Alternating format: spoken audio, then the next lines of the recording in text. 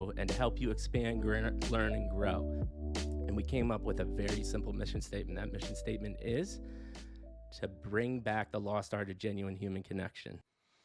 And I got one last thing to say, and I'm dead serious when I say this. I genuinely, and Maddie genuinely believes we were put on earth to do exactly what we're doing now. We love doing this. We love meeting new people, and it just gets us so freaking excited. We think you as family, and we love you all.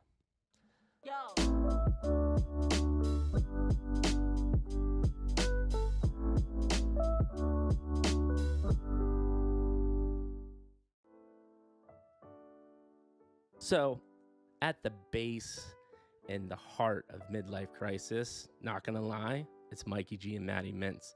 And why it is because over 30 years ago, I met this crazy SOB at the 4th grade bus stop. I swear to you, when I first laid eyes on this dude, he was perpendicular to the ground, or not perpendicular, like horizontal to the ground, hanging at a 90-degree off a stop sign. And I was like, what the hell did I just get myself into? And since that, we had a budding, flourishing relationship, been best friends our whole lives. Obviously, life got in the way. You go to college, you get married, you start businesses, things happen. Fittingly enough, our midlife crisis brought us back together, hence the name. We're older than most people in this space, but we found NFTs about a year ago, and then we said, you know what, we're really gonna create a company. As we get more connected, as we go into the metaverse, what we're about to do is meeting new people, having real raw conversations. We think it's gonna become a lost art. So we're here to make that happen, to bring it all to you, and to help you expand, learn, and grow. And we came up with a very simple mission statement. That mission statement is to bring back the lost art of genuine human connection.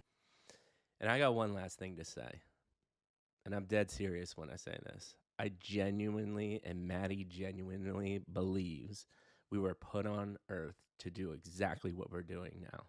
We love doing this. We love meeting new people, and it just gets us so freaking excited. We think you as family, and we love you all.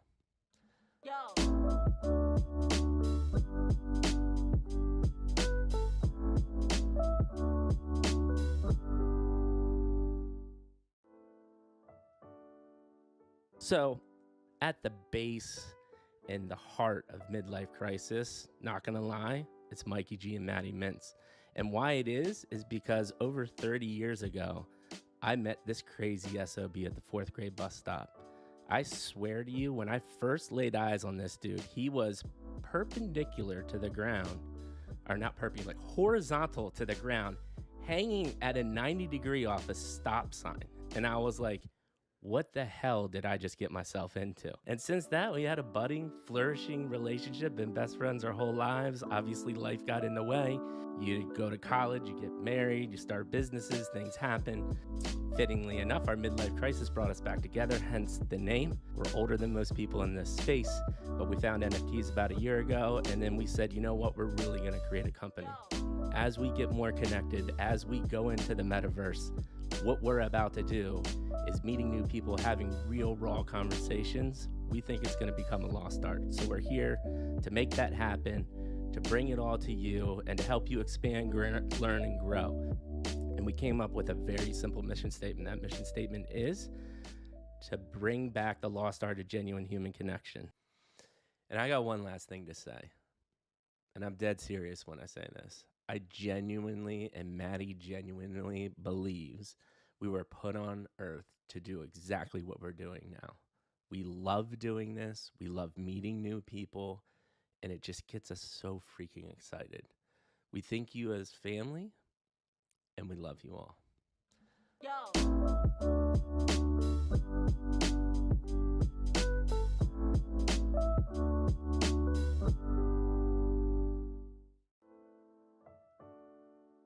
So, at the base and the heart of midlife crisis, not gonna lie, it's Mikey G and Maddie Mintz.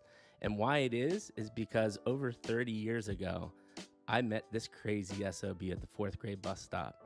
I swear to you, when I first laid eyes on this dude, he was perpendicular to the ground, or not perpendicular, like horizontal to the ground, hanging at a 90-degree off a stop sign. And I was like, what the hell did I just get myself into? And since that, we had a budding, flourishing relationship, been best friends our whole lives. Obviously, life got in the way. You go to college, you get married, you start businesses, things happen.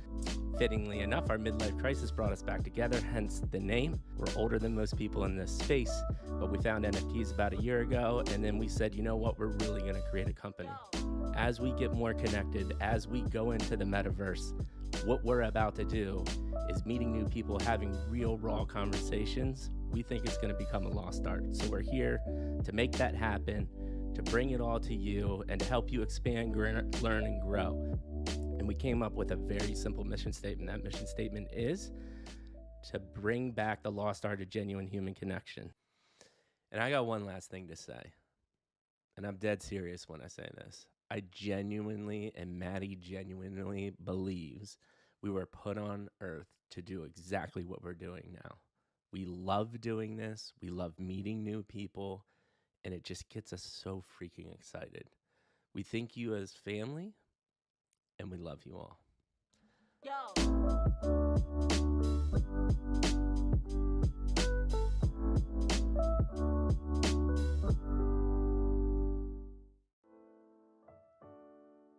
So, at the base and the heart of midlife crisis, not gonna lie, it's Mikey G and Maddie Mintz. And why it is because over 30 years ago, I met this crazy SOB at the 4th grade bus stop. I swear to you, when I first laid eyes on this dude, he was perpendicular to the ground, or not perpendicular, like horizontal to the ground, hanging at a 90-degree off a stop sign. And I was like, what the hell did I just get myself into? And since that, we had a budding, flourishing relationship, been best friends our whole lives. Obviously, life got in the way. You go to college, you get married, you start businesses, things happen. Fittingly enough, our midlife crisis brought us back together, hence the name. We're older than most people in this space, but we found NFTs about a year ago, and then we said, you know what, we're really gonna create a company. As we get more connected, as we go into the metaverse, what we're about to do is meeting new people, having real, raw conversations. We think it's gonna become a lost art. So we're here to make that happen, to bring it all to you, and to help you expand, learn, and grow.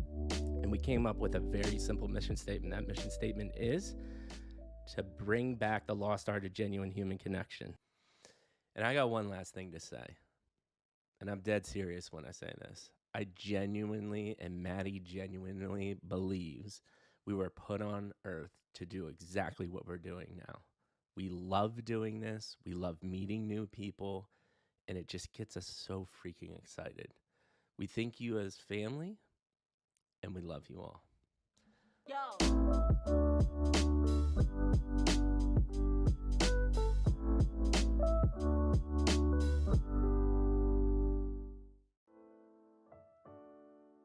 So, at the base and the heart of midlife crisis, not gonna lie, it's Mikey G and Maddie Mintz.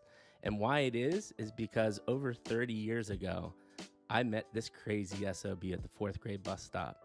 I swear to you, when I first laid eyes on this dude, he was perpendicular to the ground, or not perpendicular, like horizontal to the ground, hanging at a 90-degree off a stop sign. And I was like, what the hell did I just get myself into? And since that, we had a budding, flourishing relationship, been best friends our whole lives. Obviously, life got in the way. You go to college, you get married, you start businesses, things happen. Fittingly enough, our midlife crisis brought us back together, hence the name. We're older than most people in this space, but we found NFTs about a year ago, and then we said, you know what, we're really gonna create a company.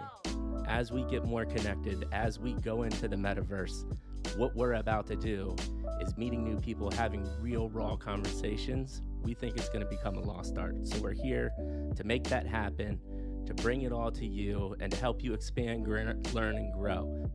And we came up with a very simple mission statement. That mission statement is to bring back the lost art of genuine human connection. And I got one last thing to say, and I'm dead serious when I say this. I genuinely, and Maddie genuinely believes we were put on earth to do exactly what we're doing now. We love doing this. We love meeting new people, and it just gets us so freaking excited. We think you as family, and we love you all.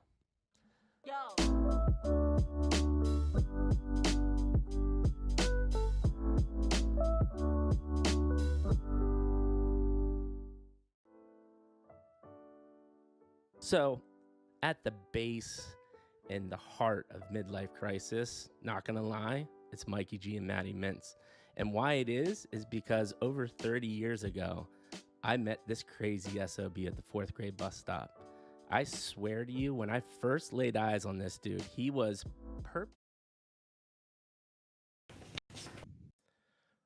What up, folks? It's the Midlife Crisis crew here. We're coming to you on a Friday morning for me, because I'm in Cali time. Maddie's on East Coast, and we've got our highly esteemed guest in the London area. So we're excited to have him. That's why we're having this different time. Maddie, how you doing? Different time, a little earlier. I'm freaking jazzed and hyped. We already had a great conversation before we came online. What do you think? It's fantastic, man. It's Friday. It's always fun, but on that, it's a beautiful day outside, and fall's my favorite season. Leaves are just starting to change. Went on a run earlier this morning. It was amazing. I'm jived, man. I'm ready to go. Dude, you went on a run already? I went on a walk. I went on Yeah. my morning walk with my dogs, cleared my mind, and I'm ready to go too. What I'm very impressed with, though, is we had 10 people in chat. We got God here. We got Barcelona. Seems like a new chatter. I'm not sure. I don't recognize that name, but thank you all for being here. We're going to have an awesome conversation. Before we ask the world famous midlife crisis question, Maddie, I think we got some fun ways to introduce our guest for today. Yeah. So, okay, we love sharing some fun facts about our guests, right? And I'm enjoying these ones. So I'm going to start with Will. Will, so Will is a semi-pro squash player. Now I'm going to help you all out here because I already Googled it. Because you're asking yourself, what the hell did he just say? Squash. Squash is a sport, believe it or not. And then the next question, I already know you're going to ask yourself, isn't that just racquetball? Well, according to Google, it's not racquetball, folks. Squash, okay? The difference between squash and racquetball, key difference is squash uses a narrower, longer racket to hit a smaller, slower ball inside the lines of the court. Racquetball uses a shorter, wider racket to hit a larger, bouncier ball around a far bigger court. Why are these two different sports? Couldn't tell you that. But what I know is this guy you're looking at right here, this sexy dude with the white shirt, unbuttoned, with the styled hair, he smashes it on the squash court. Yeah, he does. I Now, can tell that you crush squash, bro. I can yes, I believe it. I believe it 100%. So semi-pro at squash, but here's what he's a pro at: eating. And we all love food. And so this guy has a passion for cuisine. We're going to find out more about it. He's also got some stories surrounding that. So we're definitely going to be talking food. You know Mikey loves to talk about food. Hell yeah. Then next we got Irritated. Well, first of all, Will, how you doing, man? That is some introduction. You like it? You like it? That is. I was laughing. I was laughing at that one. There you go. See? You're ready to go. All right, man. We're glad to have you here. We'll get into your story in a second. Irritated. This is interesting to me because, everybody has their little idiosyncrasies and, unique things with this.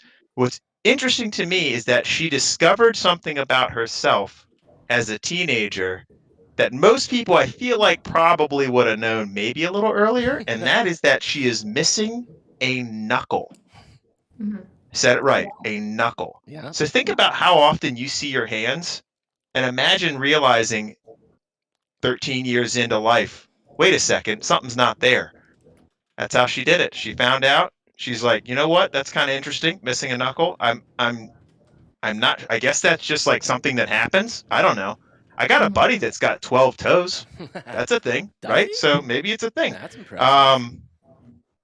But then the other thing is, and this is going to be an interesting tandem conversation here, because along with Will loving food, he's very selfish with his food, right? He doesn't like to share because he likes his food. He wants to eat it. Yeah. Irritated is the exact opposite. She is obsessed with sharing food. So if you've ever met one of those people that whenever they eat something, They eat one bite, and then the next thing you know, like a fork's headed towards your face because they say you have to try it. That's Irritated. So, interesting fact. Irritated, how you doing? Good. Hi, guys. So happy to be here. Thanks for introing my disability like that. You made it sound so nice. Is it a It's disability? I not a mean, maybe it's an disability. advantage. It's an I mean, Think I'm about advantage. that. sure. Like, I'll come to something in my life where I realize this knuckle was needed. Yeah. Well, on top of that, Or real you'll quick, realize it's a good thing it wasn't there because it wasn't needed in some specific absolutely, situation. You got to think of it. You got to look at the bright side. absolutely, Yeah, you're right. and don't ever forget, the more unique you are, I'm firmly convinced, the better you are as a person, and it Yeah, gives you advantages in life, right? Yeah, facts. Facts. that's I love exactly. it. Approve with the Exactly. facts. Makes you interesting. People like Well, weird. Weird's good. Maddie, you did a fantastic job with the intros. Like I said, we love doing this. Like, this is what I think Maddie and I were put on this earth to do. Like, when you go and you wake up and you're like, shit, man, I got to go to like my job and do this stuff. When I wake up and I know it's stream day, it's like Christmas all over again every day. So we're here. I'm freaking excited. And we have figured out the one world famous question on the Midlife Crisis Show.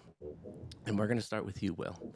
And that is, how did you get to the seat you're sitting in today? Give us Star Wars version, episode 1, 2, and 3. Start as a baby in the crib, start in elementary school, high school, whatever you're comfortable with. We cannot wait to hear this journey. Like you, I love talking to people. Yes. Right? You just said that you wake up, you know you're going on a show, you know you're talking to people. That gets you excited, right? And I think I actually watched before we kicked off today, the intro piece on your YouTube page. Yeah. And that the first thing that pops up, I think one of your mission statements is bringing back the lost art of human connection. Yeah. Mm-hmm. Right? And I don't know, I feel like we've lost a bit of that. Whether it's social media, whether it's how things have moved over the last few years, decades, I don't know. So this for me is exciting that we can sit here and have a chat around like a virtual fire and get to know each other, and it's going to be fun. I love it. But how did I get to this seat I'm in today? So I'm 29, so it's been a few years in the making. I think I was thinking about how to answer that question. I guess today I think our overarching theme is Web3, right? Web3 brings all four of us together, right? One way or another. This conversation has come about through that medium. So I'll probably start at that angle, right? How am I sat here building a business in Web3, surrounded by amazing people, right? Amazing people in the space, amazing people in the team. How did this come to be? People, right? It came to be through those around me, and there are a few influential people actually. Okay, so if I just rewind a little bit to when I got really into the space, it was last September, just over a year ago. Okay, I got into Web3, got into NFTs. I'd been dabbling in crypto for a few years from 2016 onwards, but really into Web3 and this space was last September. And that came to be through my oldest friend, okay, my closest buddy, a guy called Dom, and we met when I was 4. Okay, we've been friends for 25 years.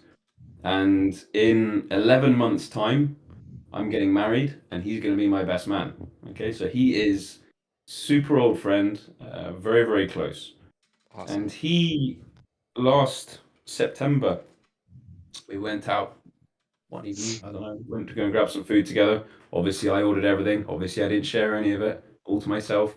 But we went out together and we were chatting, and he'd been an entrepreneur for years and set up some really cool businesses. And he said, oh, I've got this new idea, this new arena I want to get involved in. I want to build an NFT business and brand. And at the time I said, what is an NFT? Right? What is this? What is this all about?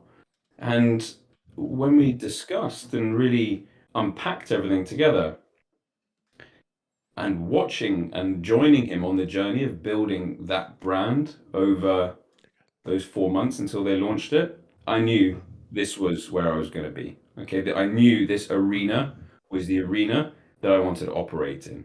Why? I think there's so many powerful angles to it. I won't reel off all of them, but a couple of them are, I think, Oh, the wait. space as I'm a going to hold you right here. We got some time. Give us as Yeah. many of those angles as possible. Remember, we're going to walk you through this. This is your platform. The whole point is the people to get to know you. So, like, don't ever hesitate to expand on anything. Yeah. So I think the space, and by the way, there are quite a few people that underpin this journey of why I'm here. So there's a few more to go through. Oh, Sure. I'm excited. I'm excited. But I guess watching him and joining me on that journey, there were so many parts that stood out, right? We were at the beginning of what felt, and we still are at the beginning of what felt like and feels like could be a massive platform for change in a lot of ways. I think it can open up so many opportunities to individuals, okay, globally. I think it unlocks an incredible amount of value for creators and people all over the world with limitations on access and equality of opportunity in so many ways. I think there's some really, really interesting dynamics to the space. And I think this space has a lot of shortcomings on the people who at the time, okay, this is as we were generating this motivation to be involved, who at the time were operating in it. So many scams, so many rugs, so many people, so many 16-year-olds putting out PFP projects and overnight being in charge of $5 million P&Ls. And like that was a motivating factor, all of those pieces there. So joining him on that journey, seeing him build, seeing the incredible people operating in the space and what they were looking for really pricked up my ears. So that was one side. I have another very close friend called Tom. And Tom is the other co-founder of Cryptoria. We have been friends for 10 years or so. And he's an incredible guy. He has set up his own business in London. He, like me, has a huge passion for being a difference maker, okay, for creating experiences for people, for creating platforms for others to enjoy themselves. And we'd always wanted to build a business together. And actually, again, Mikey, I was watching a recent video of yours where you were talking about how you had always wanted to build a business with Matty. Mm-hmm. And that resonated with me because same for Tom and I, we'd always talked about it, but the timing had never been there. Right. And it came to be. So we were motivated by the space. We were both at a point in our lives where it was a time where we could, okay, take that leap and get immersed and build something that we had conviction, belief, excitement, enthusiasm about. Okay, so these were all kind of the groundwork that was coming to be. And then in February, I was asked to be a signatory on a DAO. Okay, and that DAO was related to Creeps. Okay, Oh, it was okay. called the Creeps DAO. So Dom, my closest oldest friend, is the founder of Creeps, and the DAO was set up for the project. And looking after and leading the DAO was Irritated. And so I was asked to be a signatory because they knew that my trust would be my conviction and dedication would be unwavering because of my relationship to Dom. I wouldn't have a conflict of interest. Yeah. Irritated was involved, and that's how we met. And isn't this the power of Web3? Absolutely. I would never have come across Irritated ever. Right? Mhm. She at the time was living on the west coast of America, building really successful career for herself, and we were connected through this DAO. Mhm. And one thing and another, Cryptoria was coming to be. We were fundraising. We had that. We were just securing the funding at the time, and we needed someone to come and join the core team. Someone incredibly intelligent, motivated, strong-willed, great ideas, initiative. And immediately, I said, "Irritated. It's got to be Irritated. Got to be Irritated who comes and joins the team." And so we had those discussions. And from about, I think, roughly end of March-ish, Irritated came on full time into Team Cryptoria. And here's the thing, okay? Here is something I think is really, really interesting. We've talked about this a few times publicly, Irritated and I. So we met on the internet, February, okay, first time. Yeah. She's living west coast of America.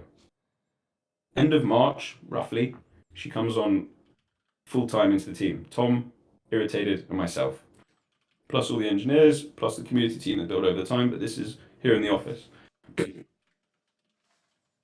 And in the middle of May, right, so less than 2 months after starting in the team, Irritated flies over from west coast of America to go and live in London, in a city that she's never been to, away from her family, away from her friends, to a bunch of guys she's met on the internet and never met in person, and moves her life over and is still here in London working in the team. So that Right? that I think that's I insane, cannot Incredible. wait to unpack that one because that is an amazing story. isn't it? Oh, it's incredible, man. I mean, it's the power of Web3. It's pretty amazing. The power of Web3. Hmm. And so that's, I would say, Irritated is the third key ingredient. And the fourth key ingredient is probably my fiance, Sarah. Right? So Ooh. building a business is always a challenge. I've done it a few times. It's a challenge, right? Mhm. Long days, ups and downs, a lot of downs. Okay, a lot of downs. I think, Maddie, you're shaking your head. You've been there. You felt it. Yeah. Mikey, you Yeah. felt it. Yeah. Irritated, you felt it. Like, there are ups and downs. And sometimes you think, is this really worth it? Right? Is spending 20 hours a day for 3 weeks straight building something against headwinds, against frictions, against stone throwing at the sidelines, is it worth it sometimes? And I'm lucky that I have that support when I go home, even when I don't see her for 3 months building the business. Uh, I still have that support, and so that's a big factor, I would say, into why I'm still here now. Right. So that's my answer to your question. I don't know whether it's the answer you want or you expected, but those are the people that got me to this point and sitting in this chair. Well, you're in luck, man, because you gave us an insane amount to unpack. And I don't know, Maddie, I got a bunch of questions down here. I don't know if you want to go first or you want me to. Well, I want you to go first, but I want to just say that was a good episode 3. You got us into like how you got into Web3, but we are going to have to go back because And we got some years back before. I'm curious to see like what did you study? What were you interested in? Were there any motive? So because you've known, and is it Don or is it Dom with an M? And M Dominic. Dom. down with an M. Got it. So you've known Dom since you were 4, right? How did that friendship affect, interests and whatnot? And he went into crypto. You said, he was the founder of a project. So I'd like to get into that. But Mike, what do you have in terms of questions based on what's been said? Listen, man, this is why we have a show together because you took the words right out of my mouth. And the way I'm going to get to that part of your life, I think it's really simple. You said something very interesting to me, and that was I at the age I was at the time of my life, I felt like I got to the point where I was prepared to start a business with Dom. So something happened there, right? Whether it was decades before, what were the What were the businesses you started? What were those learning experiences to bring you to the point where you felt prepared for the Web3 journey? You've done this before, Mikey, haven't you? Yeah, we've done this for a couple years at this point. Yeah, it's so what you captured there sums up how I think as a person. Okay, so what you spotted in what I said was, at that point I felt like I was ready, which is quite a quote unquote rational way to think about something. Sure. Right? It's quite analytical at its level. It's not, I'm going to do this on impulse. It's a point at which actually considering this, considering that, knowing this feels right. And that's kind of how I typically think as a person. Now, what was the journey that led me to that point? Well, if I rewind a bit, I studied a few things in my kind of formative years. I studied economics. I studied international relations. I've studied pieces around in geography. I even recently did a blockchain program at Oxford Business School, right? I have done heaps of financial exams. I am incredibly curious as a person. If I see something, I want to know what's going on. I want to understand it. I want to know the detail. I want to feel like, okay, I get that now. So I have done, I guess, in formative years, quite a lot of studying. I started out my professional life in very young, early stage businesses, all the way back to school holidays, then through years of university. You know, university would end in May and wouldn't start again until September. I actually never wanted to go to university. I wanted to go straight into business. But I knew you'd prick up on that one. But in the holidays of university every year, I would get new jobs as an intern.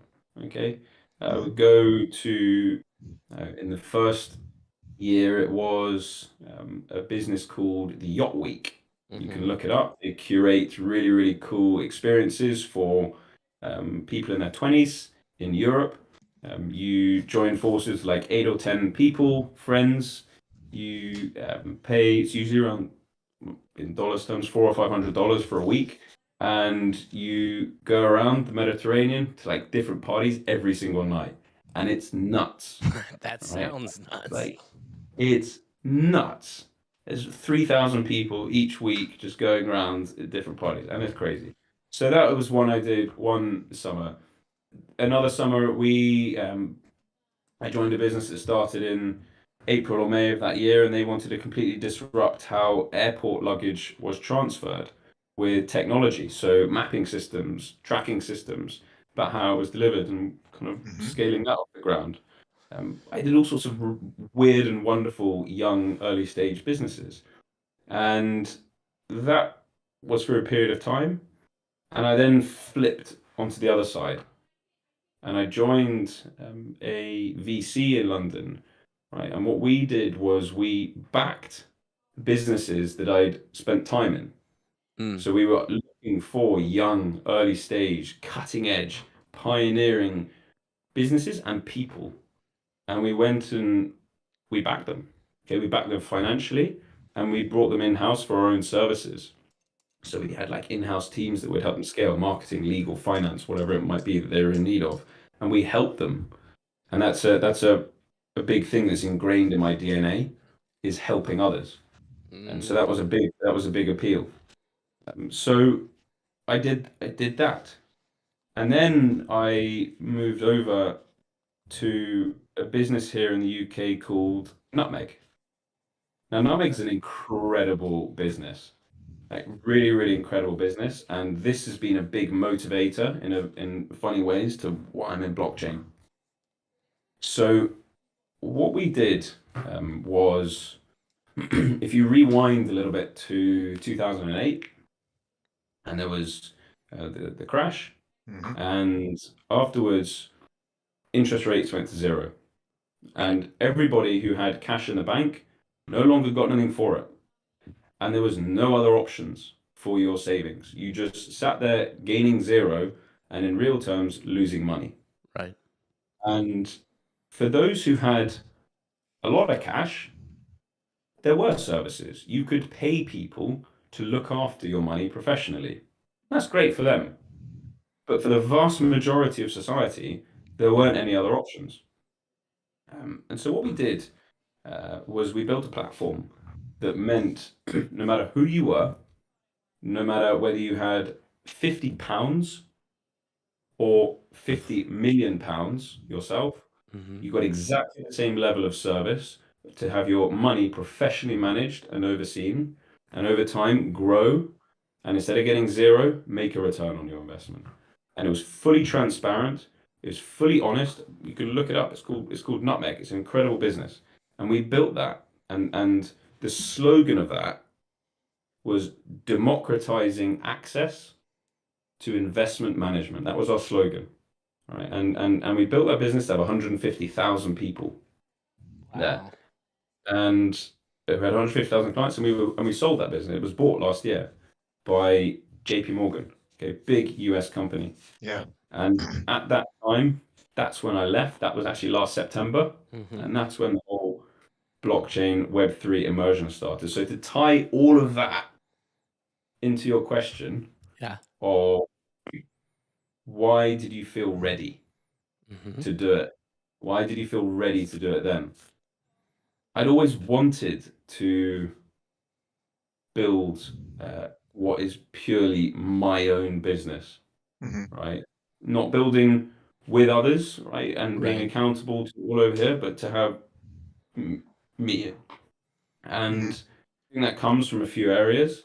But at that point, I felt like I'd seen enough, I'd felt enough, Mm-hmm. I'd seen enough shit, I had enough crap business experiences. Jesus, we learn until the day we die, I might add. I'm not sitting here claiming I've seen it all, I know how to do it all. Rubbish. But I felt like I had seen enough that I Sure. felt comfortable taking people on that journey and having enough experience to build the team, build the direction, the goal, and vision, and execute it.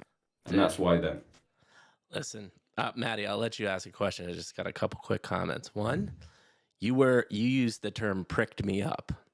In America, the word prick has a very different connotation. So I learned something new today, and I will be using Apologies. tonight when I go to make my pizza dough. I'm gonna look at my wife and be, babe, making this pizza dough is really pricking me up, and see what she says. It's gonna be fantastic. Two, I'm gonna expose a dirty little secret to everybody. We had talked before, and Will had maybe said that he didn't have much to say and he's kind of a boring bloke. Well, we've uncovered that that's absolute bullshit because you just gave us an amazing story, man. You've got so much to talk about, so much experience. I have 10 more questions from what you said, but Maddie, I'll let you go because I know you're probably gonna cover some of the things in my head. Sure. And then after, let's keep it to one or two because Yeah. we got to get Irritated because she's got an awesome story as well. So a couple things that I thought were really cool about what you said was passion for making a difference or I'm sorry, being a difference maker, and then also creating experiences. I thought that was really cool because experiences are a great way that people can move forward in what they're doing. And again, Mikey took the words out of my mouth. The idea that you're boring just doesn't hold up, doesn't hold any water. You literally, one of your first intern jobs was one of the craziest party jobs I've ever heard of, right? I mean, if 3,000 people are going around in little week-long sprints to some of the craziest destinations around the Mediterranean, I'm pretty sure you have some interesting and some juicy stories about that, but that'll probably be for a different show.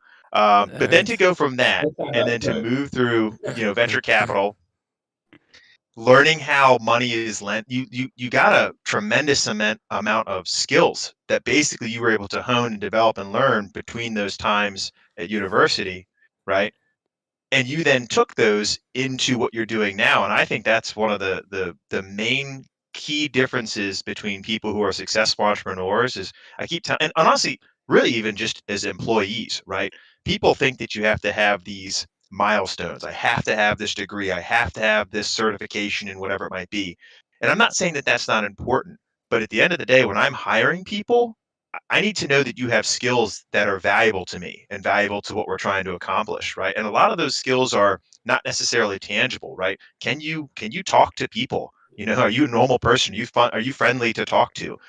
You know, do you understand how money works, right? Because it's not really taught unless you study it, right? And so you have these skills. What I'm interested, my question for you is this. You described Nutmeg, and I thought that this sounds like this amazing company for what it was meant for. Mhm. And when you describe what it did, it makes an obvious jump from that to why you're attracted to Web3, blockchain, and what Web3 can do.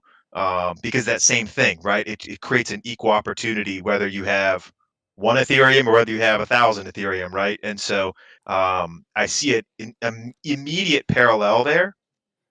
My question is what do you feel about how it went from that to then being bought by JP Morgan?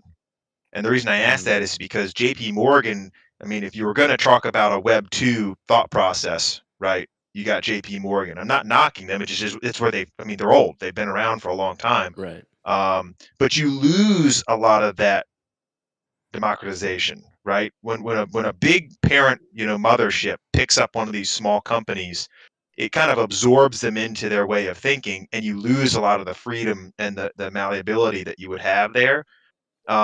Was that a lesson for you? Was that something that made you, because you said you wanted something that was yours? Is part of that so that you have control over what you build? Because Nutmeg's going to kind of lose some of what it stood for by being under JP Morgan, if that makes sense, right? I mean, JP Morgan literally just turned off Kanye West's bank account because they didn't like what he said. That's like the exact opposite of Web3, right? And so whether what he said was smart or not, because we can all probably agree it wasn't. My point though is that the fact that they can flip a switch is very Web 2 centralized versus Web 3 decentralized. So what are your thoughts there? It's Is a that really is good that part of question. what motivates you to have something on your own? I think it's a really acute question. That's a really Acute, good clever word. question. Yeah, a really clever question. So, if I'm honest, at the point that we were acquired, Hmm. my thought process of that process didn't translate into any specific motivations for this venture. Okay. Being totally honest. Being totally honest. Yeah. Um, but there are actually, so let me rewind slightly. The reason that they bought us was that they were building and are building a what they brand as a challenger bank here in Hmm. Europe. So they want Oh, to okay. create kind of like new wave of accessible digital based banking Right. Yeah. and roll out that service. And the idea was to plug in the platform and the IP that we had built to power some of their kind of service vectors Right. within the business. So that was their kind of premise to do it. Sure. Um, no question, and I didn't see it because I left soon after. Hmm. But no question, over time, of course, things evolve into that way of thinking, right? Yeah. Into that, Yeah. like the slower, you're steering a cargo container rather than steering a speedboat. It's Right. Exactly. I Yeah, it's see. not I don't mean it as a knock. It just is, right? I mean, No. JP Morgan's huge, just how they work. Yeah, but did it feed a desire to? Did that singular experience feed a desire in the space? Less so than my Hmm. experience in the broader business. Okay. The, Got it. I, I, we've discussed it a couple of times. I Sure. love Yeah. talking. I love talking to people. Right. I really, I don't, I really struggle when I go somewhere, whether it's like a party or go around, there's a bunch of people making small talk. I'm really bad Hmm. at that. Yeah. And that was actually a really it was a real struggle in a lot of ways in the early spaces that we had in Web3 as a business, because a lot of the spaces that we found were kind of small talky Yeah. and wasn't a lot of substance going on, and I really Yeah. struggle with those. A conversation like this, love it. Like Yeah. we're having a real genuine ideas are flowing, conviction of what Yeah. we're saying, like throwing around some thoughts. This to me is really fun. And that was the driving force really of Web3, because I'd seen the impact we had by talking to our clients in that Web2 business. I'd seen and spoken and face to face, phone, whatever the medium was, about how much difference we've made to people who had no other option. And I think that Web3 unlocks a lot of that in Got it. so many ways. And I that for me see. was the biggest motivator. I love That's great. that, I dude. love that because your Love that. motivation was really to make a difference and help people. And you've said Yeah. that earlier, but you're demonstrating it through these. And so I think that's fascinating. I think you acquired more skills along the way that probably a lot of these kind of culminated into who you are now. Obviously, that's how all of us are a product of our experiences. And really, I think prepped you for this. And so, but I can totally relate to what you're saying about small talk. It used to be I hated boring, like just like you said, small talk. Just this, it seemed very pointless to me. Right. The only way I actually got around it is I literally got a job at a restaurant in bartending, so it forced me to do it, and it forced me to get good at it. It was the only way I got used to just okay, if I'm gonna do it, I'm gonna do it well because it is important to be able to network, and sometimes you just have to do that. But I totally relate to what you're saying, right? Because the Dale Carnegie principles, small minds talk about people, average minds talk about events, great minds talk about ideas, used to always bug me then talking about things that didn't matter. It's like, let's talk about ideas, let's share things that matter, let's make a difference. And so I can feel that it resonates. But you're right. Sometimes small talk is part of the game. So Mikey, what do you got? Yeah, I mean, well, Carnegie also talked about the vital importance of winning people over and influence. So that Yeah, comes from the 100%. small talk, right? I could ask you 50 more questions, but Irritated might be getting irritated because she hasn't talked much yet. So I want to give her a chance to talk, but I'm going to write this down and remind, because I think the two things as we get into the Web3 journey that I don't want to miss is I would love to hear your learning lessons up till when you decided to start a company. And then I think there's an opportunity to talk a little bit about your firmly rooted, and we're rooted in that venture capital world. So I'd love to hear the similarities and differences between what you think that world was like compared to Web3, because I think there could be, an interesting conversation.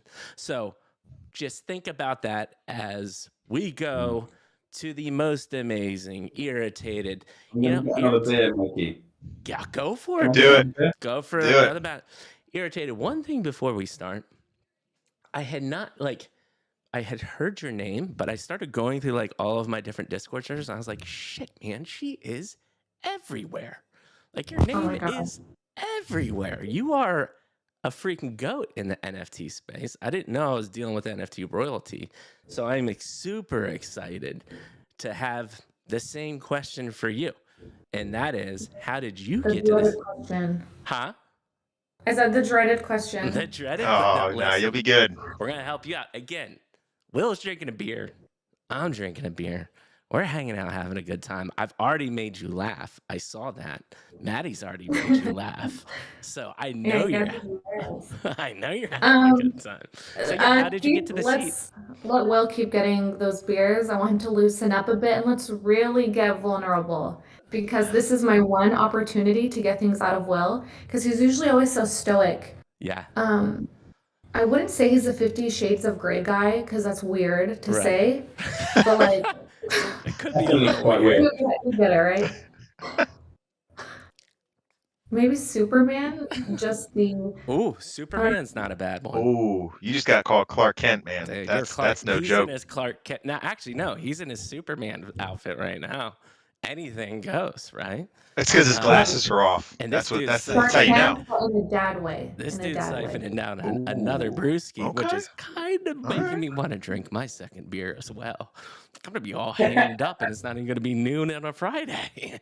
All right, but yes, Irritated. Yeah, Give us the story. How did you bring get us to the back. seat you're sitting in today? And remember, we'll cover the Web3 part. We really want to talk about how you rapped to me before we started the show, where all that came from. You know, like you got some stories. You're missing a knuckle. You're from the U.S.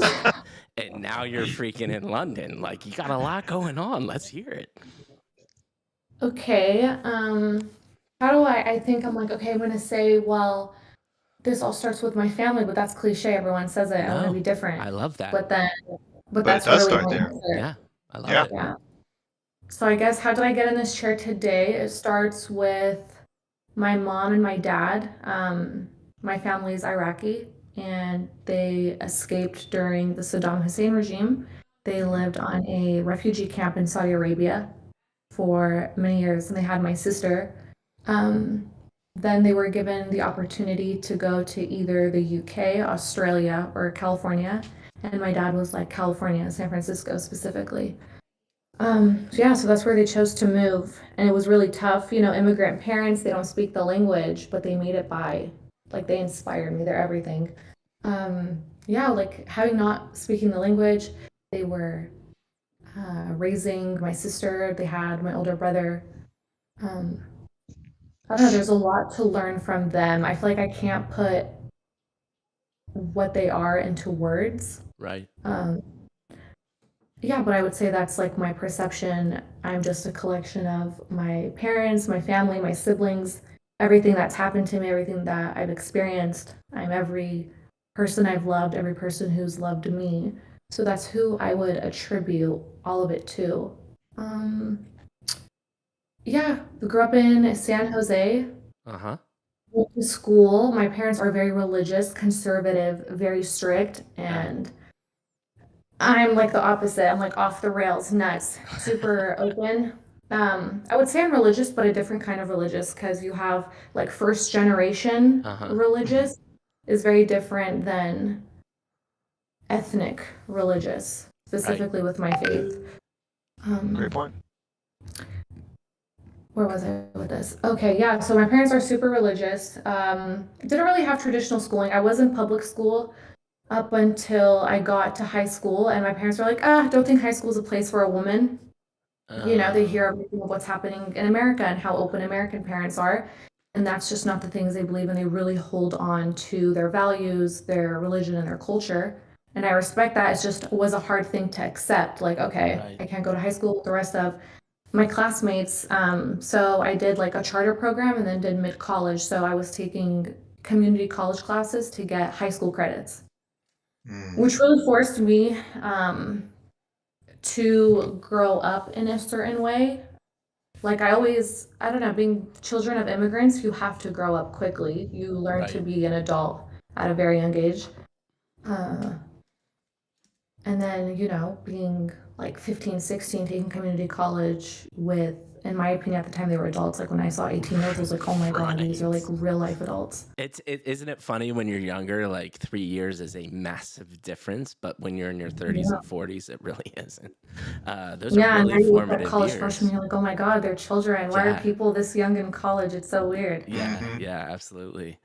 Yeah, so that had to be a bizarre experience. So, but did you take those, I'm assuming, getting college credits and then go to college, or did you opt out of college?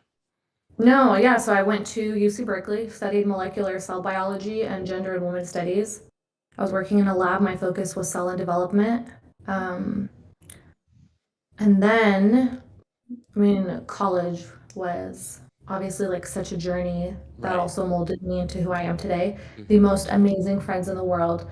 Berkeley is probably the hardest thing I've ever had to experience academically. It's very rigorous. It's very competitive. Yeah. I thrive in those environments, but it's tough, like in so many ways. But yeah, I met the most amazing people in the world. My friends, I have like the best professors, lab colleagues. Yeah, I was always working like 3 jobs at a time when I was in college. I like to do a lot of stuff. I have ADHD. And yeah, and I then think I do 2020, too. Just never COVID been came around. diagnosed. There was nothing to do. I don't like board games. I was just working all the time. I also I don't know, people are like, oh, I play guitar and I surf. I'm like, that's so cool. I wish I was that kind of person who just had the thing that I did and I like stuck to that thing, but I'm always doing so many things I can never have focus. Hmm. But yeah, I became super immersed in the blockchain. I was buying crypto in like 2017, 2018 to like buy stuff on the Silk Road. Um, and then I properly got into the blockchain in 2020. Okay. Yeah, That we is moved into the Web3 part.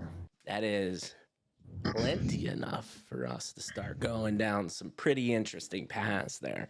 Thank you for like being, I mean, that takes courage to be vulnerable, and you actually are way more vulnerable than I thought you would be, so I appreciate that. I think you shared a lot of intimate details, and honestly one of the more interesting backgrounds of people that we've had on this show. um, Maddie, I got a couple questions, but any comments Sure. first before we start asking questions?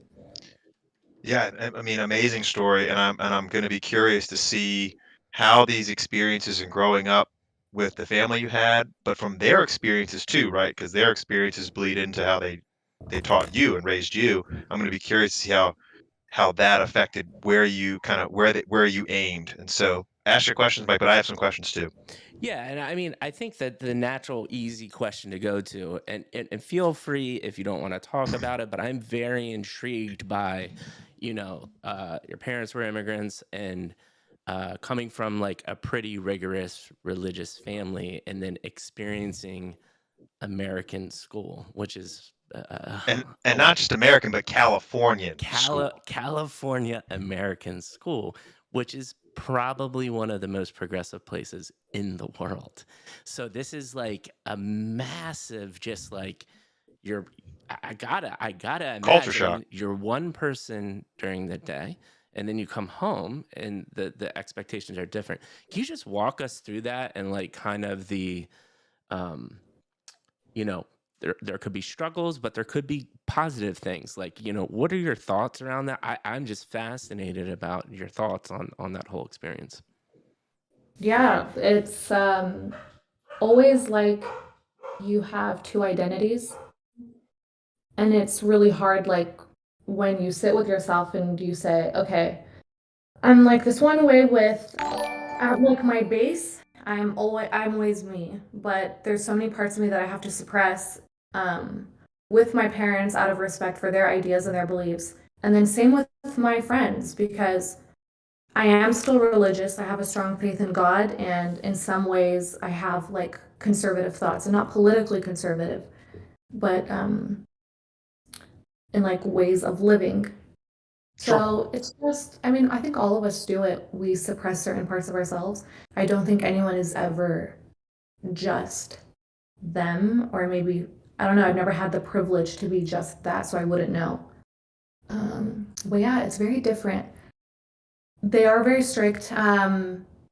Some things like the hijab, they want me and my sister to wear it. My sister does. She's so lovely and she, you know, listens. And I aspire to be like my sister, but yeah, I made the decision not to, and I'm happy to put it on when I want to. And so Right. that's been like a point of contention in the family. But my Right. parents are so like loving and kind, and I appreciate how open-minded they've been with me because Right. just considering when I tell you they're like very religious, Hmm. just how open-minded and accepting they have been of me, I couldn't ask for more because Right. that's already a lot. Right.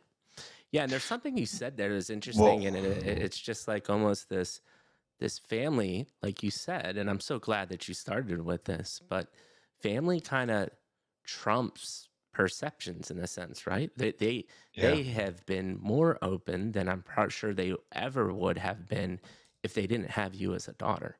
And so it's cool to see that not only are you learning from them about religion and God and the way they think, they're actually being open to a whole nother world that they would have never been open to because they made the decision to go to California, and you have your own experiences. So it's just a really cool, uh, as hard as it has been at times, I'm sure. I think situations like that and learning different perspectives, which is probably my favorite thing of the Web3 space, is the community and the amount of people we meet. It's just so powerful to be successful longer on in life. What are your thoughts about that?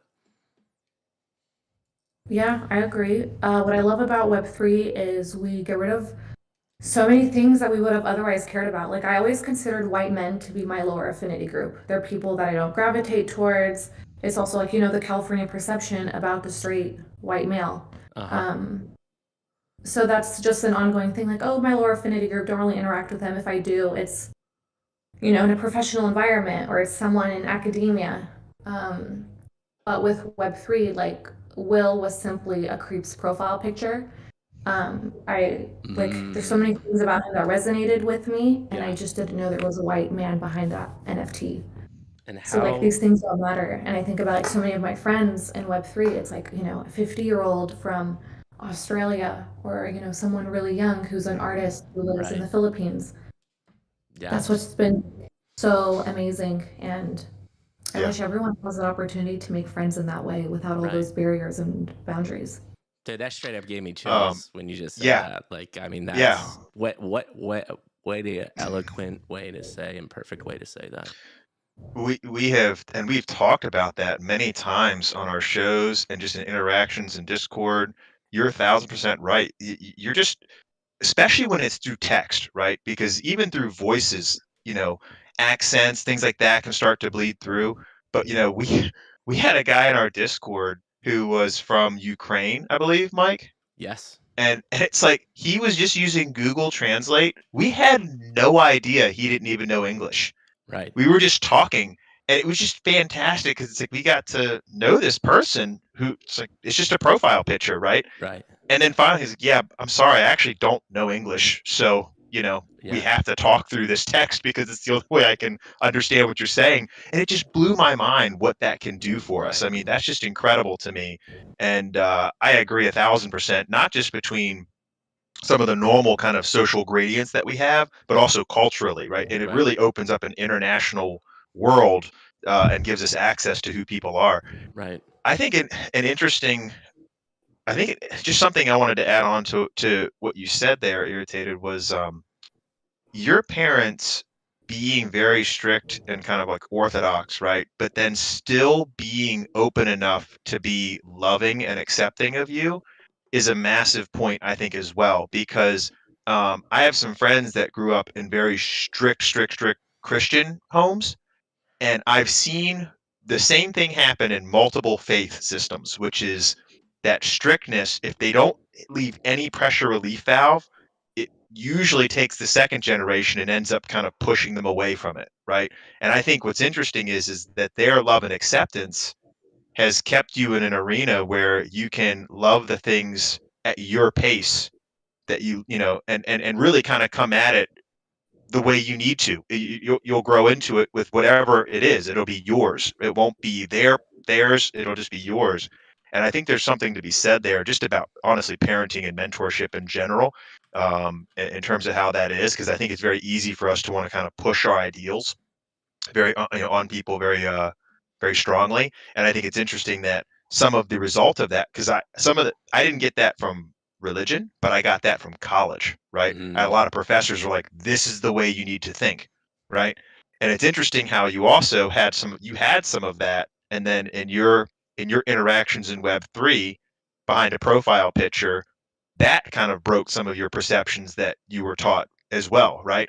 And so I just think it's really fascinating, going back to Will, what you said, just what the opportunities in this space can provide are so much larger than people think, because this is what, humanity needs more of this, Yeah. right? If we can break down some of the really silly things that keep us from talking to each other, we realize we really are more alike than we are different. You know what I mean? And it's just, I think it's a beautiful thing. So, and I agree with Mike. Thank you for sharing that. I think it's really important for people to hear that, because there are a lot of people in probably similar situations that need to just have that affirmed, like, hey, you're on the right path. And so I think that's really, really cool. Yeah. Beautiful story. Maddie, do you have any questions before we kind of move on?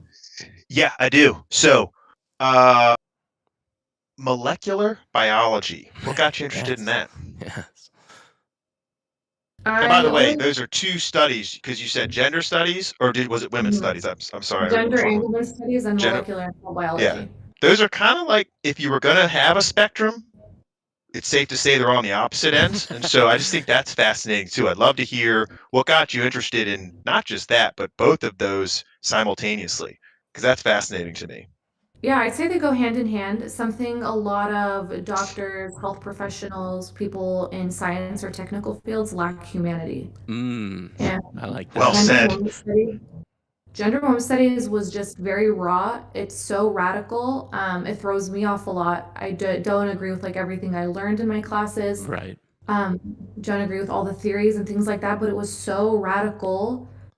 It forced me to think outside of my traditional conservative mind. Right. And Beautiful. it's very humane, is how I would explain it. It really takes people at their essence.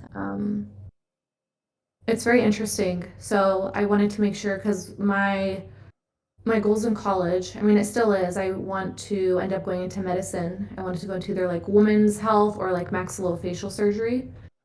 And growing up, like when my parents being immigrants and their health insurance was provided by the government. So you're dealing with not the best quality doctors, Right.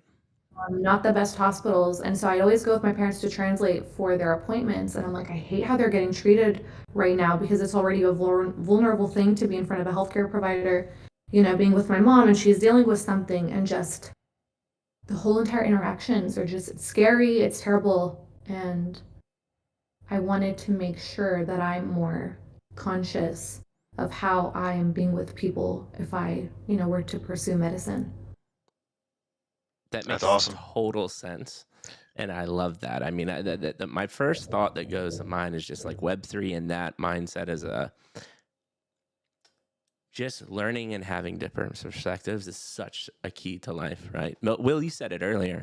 You'll never stop learning, right? I'm convinced the day you think you're stopping learning, you're starting to die.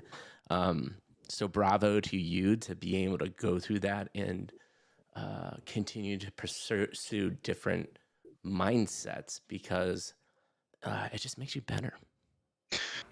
And on top of that, like I said, I mean, what Will did with nutmeg. I mean, think about how that would be applied to medicine, right? If we take away those barriers and whether you have 50 pounds or 50 million pounds, right?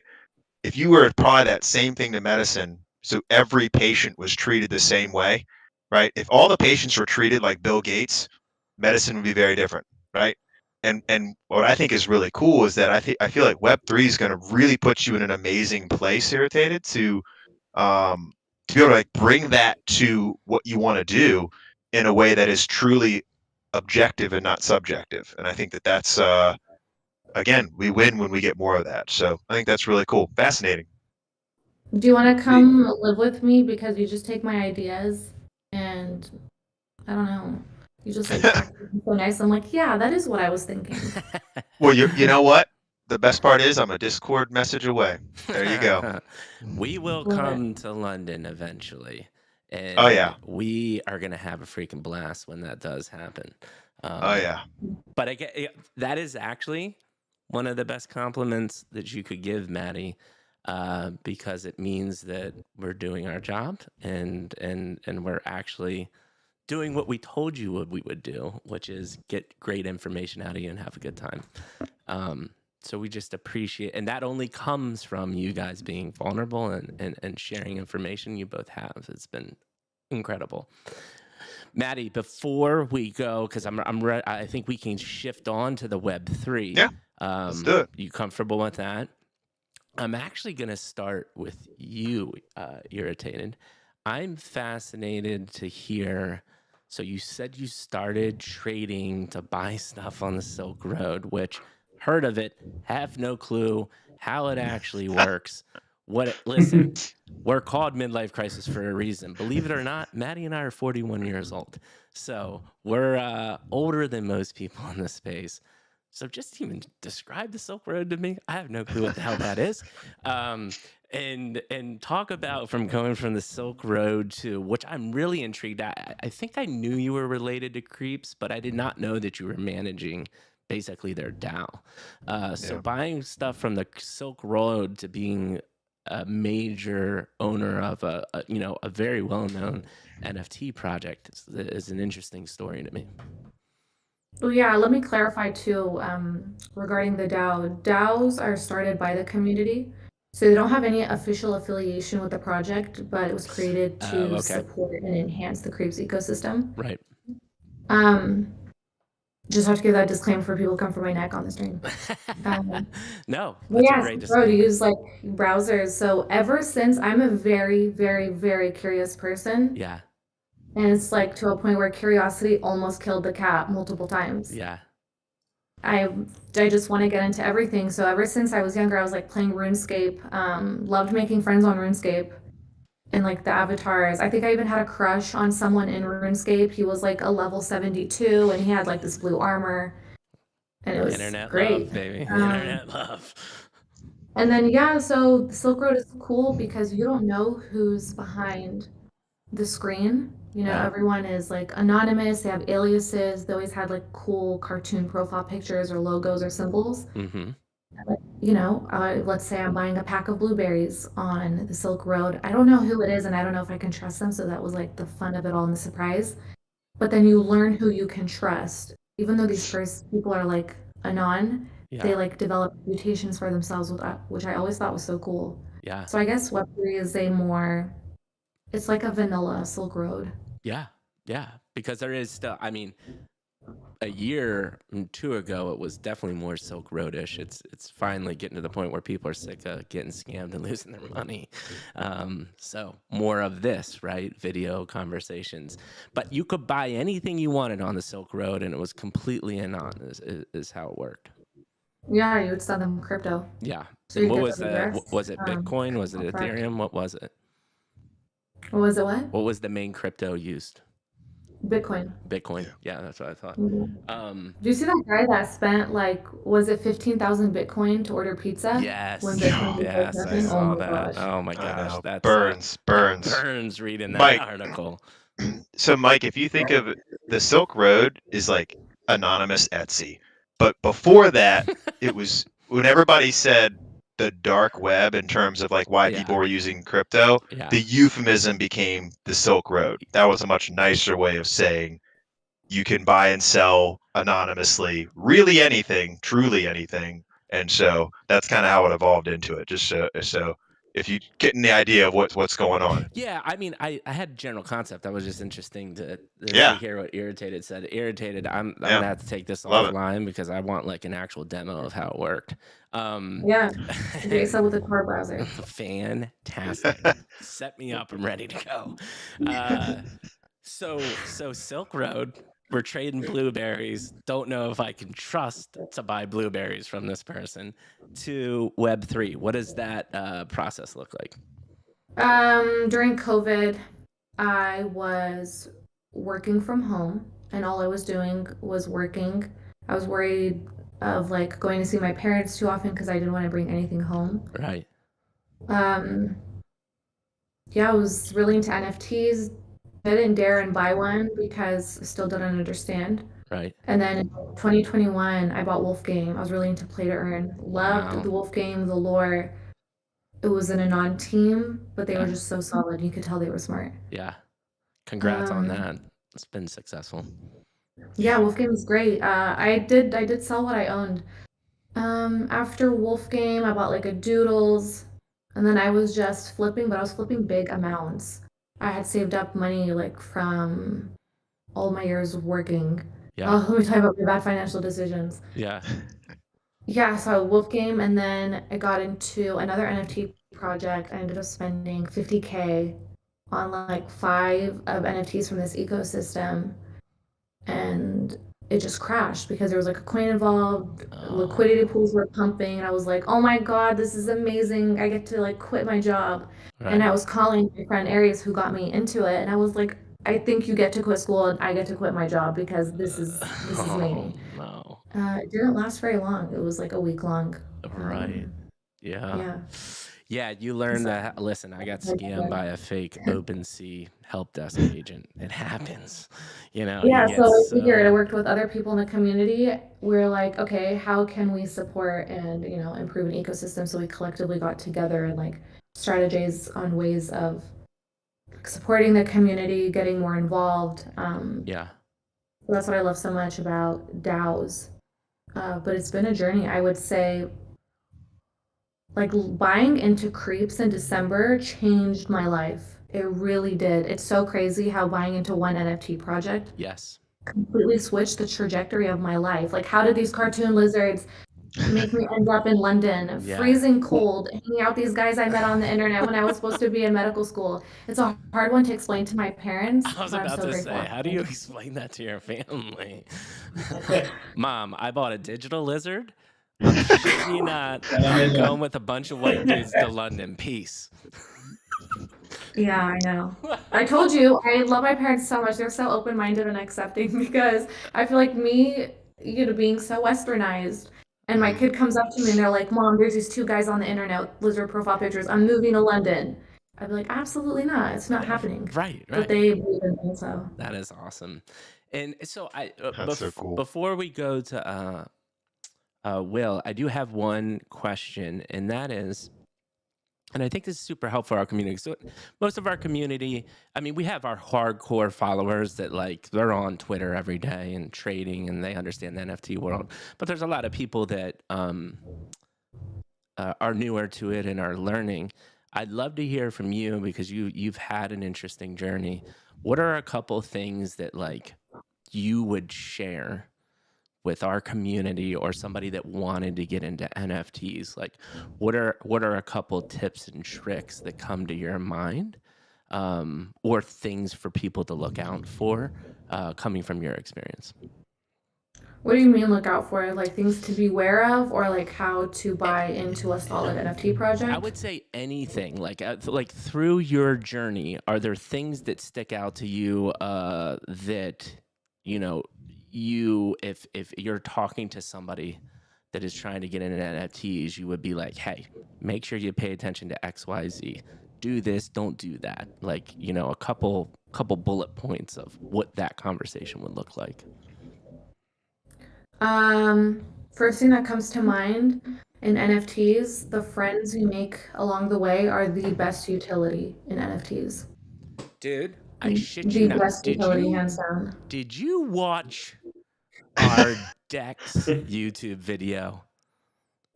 No. So Dex, the owner, one of the co-founders of, have you heard of Phantom Network and NanoPass, right? PXN. So Phantom Network, Dex, he was on our show, and I shit you not, we had the exact same conversation, and verbatim out of his mouth was, so I guess what you're saying is NFTs are really the friends you've made along the way. What the hell, man? We're all on the same page. Let's talk about some like just crazy magical stuff that just happened. Yeah, because look, when you think about NFT utility at this time, it's really limited. I like that. In this very moment, the NFT utility isn't something that you can't get elsewhere. I think we're in the process of really advancing NFT technologies, using them as patents to represent your birth certificate, your identity on chain. Those are all really cool, like proper utility cases. But I think when you buy into NFTs, I see it's like trading stocks, but they're pretty pictures. And sometimes you really want to hold on to a stock because you're like, this is a good team. I like what they're building. And I think me holding on to this for longer is going to bring value. And this is the first time you get the opportunity to work and build community and brand alongside the founders of the company. Right. Like, specifically with Cryptoria, I would genuinely say like Thomas and Will are the most transparent founders I have come across. Genuine, like really smart, sharp businessmen. And I'm like, me, outside of working for the team, but being in the Cryptoria ecosystem, how much value I get from just being associated with them, the smart people we have in our community, Mm-hmm. all the connections I've made with our community members. We have like an aerospace engineer. We have someone who is like head of international finance. Yeah. So it really has been the best utility to be around like solid and smart people, and we all Yeah. have the common goal, which is like, community, Right. GameFi, these other things. No, I love it. I think that's an excellent response. And I'm still blown away. You said the exact words that came out of Dex's mouth. Will, give me a raise. No problem. And Maddie, anything to follow up with this before we go to Will? No, let's go to Will. All right, Will, same kind of question for you. So thank you so much for sharing your initial story. We're at episode 2 finally. You're ready, man. We're here. So you and Dom, lifelong friends. He's talking about NFTs. You're like, all right, let's open up this can of worms. Take us from that kind of time in your life to we're starting Cryptoria. And then from there, we'll go into, Cryptoria in the future. So before I answer that question, Yeah. can I touch on a few things that you guys were discussing? Sure. Oh, that should have been my first. Do you have anything to add to the discussion? So I was listening closely to what Irritated said, and a few things to touch on / prompted on me. So number one, what is the utility, right, that Irritated seeing out of the projects is the people she's meeting. I think this is a really interesting part, and I think that answer literally captures the sentiment of Web3. Right. Is that not what the whole purpose of? I mean, I sort of look at the space slightly differently to what I think a lot of people's kind of radical views are at some point about what it should be. Right. We're still trying to figure out exactly what it is. But what we do know is a key pillar is the community. We know that, okay? And beforehand, it was core teams, companies, corporations, people building, maybe doing like a few focus groups along the way, right? Checking about their product. They would launch a product. If it worked, they would reap all the rewards. They would centralize the power, and they would marginalize their following, frankly. And like, you either buy into the product or you don't. The difference here is that's flipped on its head if you buy into it, right? And something that Irritated, Tom, and I are super aware of is the fact that our audience are literally on our doorstep at every single moment in time. Right. They're here. We can use them as product development, right, to inform us, to give us better feedback, to give us better answers, because we're always learning, right? Be humble enough to realize you don't have the answers. And so you work with and you build with. I think this is like, so that just loops back around to Irritated said, it's a huge part of the space. And I think more people need to capture it. Geez, I'm not saying that we do it perfectly, by no means, because I still think it's a mindset shift for a lot of people into the space. But you've got to buy into it. And you've got to like really take it to heart. So I think that's a really interesting part. I want to give you a story about something else. Yes, stories. We love stories. I'm not avoiding your questions, by the way, and I told you that sometimes I go off about other stuff. This is what it is. By the way, I just want to do a quick time check to make sure you all are good. We say usually 90 minutes to 2 hours. We're almost at an hour and a half already, and we still got some things to talk about. You all, you two good still? I'm fine. You'll just boot me off because you're bored. All right. Irritated is giving us the look of not much response, so I'm going to say she's good. Yes, but remember one of her superlatives. She hides her emotions, so we can't actually, we don't really know. I don't know how she's feeling about this itch, but we're going to keep on going until she tells me, Mikey, You need to shut this shit down now. No, this is Uh, funsies. What's that one game where you ask? I don't know, I forgot, but it's like let's ask Will more personal questions. Yeah, I love it. We're in. Ooh, okay. Irritated has this like intense curiosity about my boringness, but anyway. So Because I don't think it's that. I don't think it's that. I love it. Well, listen, man, we're about to have a story, so let's hear Yeah. this story. let's do the Break it story. down. So this was a really awareness provoking moment for me in the space. Okay. Irritated's heard this one before. But you were touching on the fact that in Web3, you don't know the person behind the PFP. Mm-hmm. You've no idea what their story is. You've no idea, frankly, where they are, or what they do, or who they're about, or what they believe in. And I think that's really interesting and curious in a lot of ways. But let me give you a story to kind of capture that. So when we were in the process of building our community, Mm-hmm. like we've said, love talking to people. And Right. from the start, I always, whenever someone would come into our community and show genuine engagement, ask us constructive questions, be critical, Mhm. right? Some people in the space characterize that as FUD. I'm yet to see what that is. I am fully aware of what constructive criticism is. Right. Mhm. And people would come in and ask us these questions, or are you doing this? Have you thought of that? And really kind of show engagement. And I would always respond with, let's hop on a call. All right, let's chat it through. Let's have a discussion. And there was one call I had. I won't say what his handle is out loud because I don't think it's necessarily fair. Not sure whether he Yeah. wants me to tell. No need to do But that. So we hopped on a call, and I said to him, before we dive into it, whereabouts you based? What do you do? It's actually I'm writing a screenplay. I said, well, okay, great. What's the screenplay?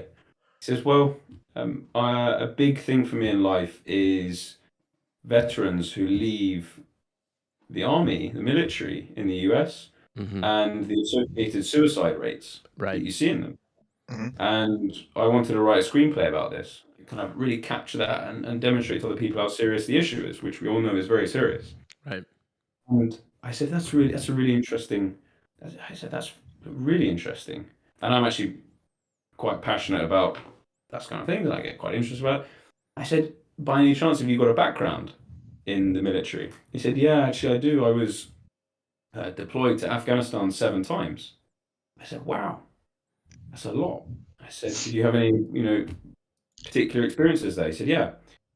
Do you know what the Silver Star is? I said, I actually don't. He said, well, it's the third highest medal for gallantry in the US. Mm-hmm. So there's the Medal of Honor. Forgive me, I forget what the second one is, but then there's the Silver Star. Mhm. He said, I was actually awarded the Silver Star. I said, holy cow. What happened? And he told me this story about how he defended his whole company on deployment in Afghanistan against hundreds of enemies Mm-hmm. and a fraction of these guys and everything that he did for bravery. I thought, Jesus Christ, your life is incredible. You are the most incredible person, and you're here in our random server, Right. random project, building from the base up. You're showing interest, and isn't that amazing? When Yeah. you sit back and you think about that, Mhm. incredible. Mm-hmm. I mean, I'll add to. We've told this story, and I don't even know if he's here, but when we went to NFT NYC, we were able to meet our community for the first time, and one of the guys was, a dude that's married, has kids, and is a New York firefighter, right? And it's like, this guy is talking about smuggling earbuds into his head so he doesn't piss his wife off and wake her up in bed to listen to our show. I'm like, this is wild, right? Mind blowing. And it's just crazy how simple principles, like we've all been talking about here, right, is just being genuine and the art of connecting with people and being interested and not being siloed and being open to new ideas. Like that all is just so critical. And it's all helped us get to this show, literally the four of us talking right now, It's true. Yeah. But I wanted to share that one. Yeah, it's a great story. No, it's amazing. What you're saying, like, And it's good for people to hear because it's a reminder that you don't know who is behind that PFP, right? You really don't know. And it's just such a wide spectrum of people who I mean, I think it's very easy to think it's just a bunch of 16, 17, 18-year-old gamers, but it's just really not. You know what I mean? I mean, that firefighter's 50, you know, and it's just like, who knew the spectrum of people and the wide backgrounds? I mean, when we were at that hate party, you know, it's funny because we one of the conversations we had was this guy who actually was a guest on one of our shows, who has his own NFT project, but like at first glance, he's very intimidating, you know, shaved head. And when I mean covered in tattoos, he actually has like a Guinness World Record for tattoos. So you can imagine when I say a lot of tattoos, I mean a lot of tattoos. Very intimidating. And he's sitting there just drinking a tequila. And when we walked in, everybody kind of had a little, you know, they were giving him a wide berth, you know, like this guy's a little scary. And it was just interesting because I was thinking, well, everybody's here for a reason. And if we were in a Discord channel, we wouldn't know what he looked like, right?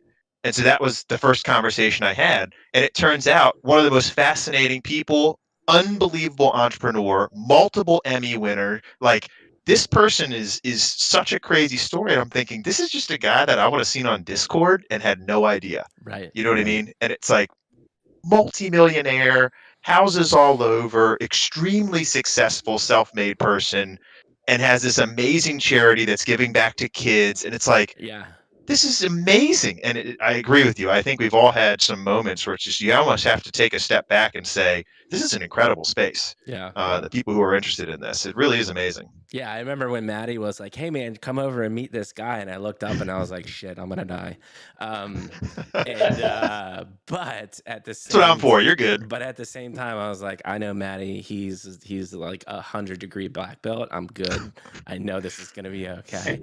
But yeah, this guy has already been on our show. He's got a project coming out that's really related around tattoos.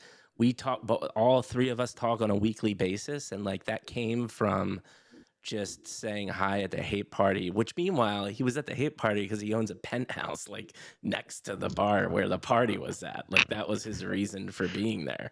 And you look at the guy and you're like, well, he just murdered 45 people in the city of New York and somehow ended up at this party.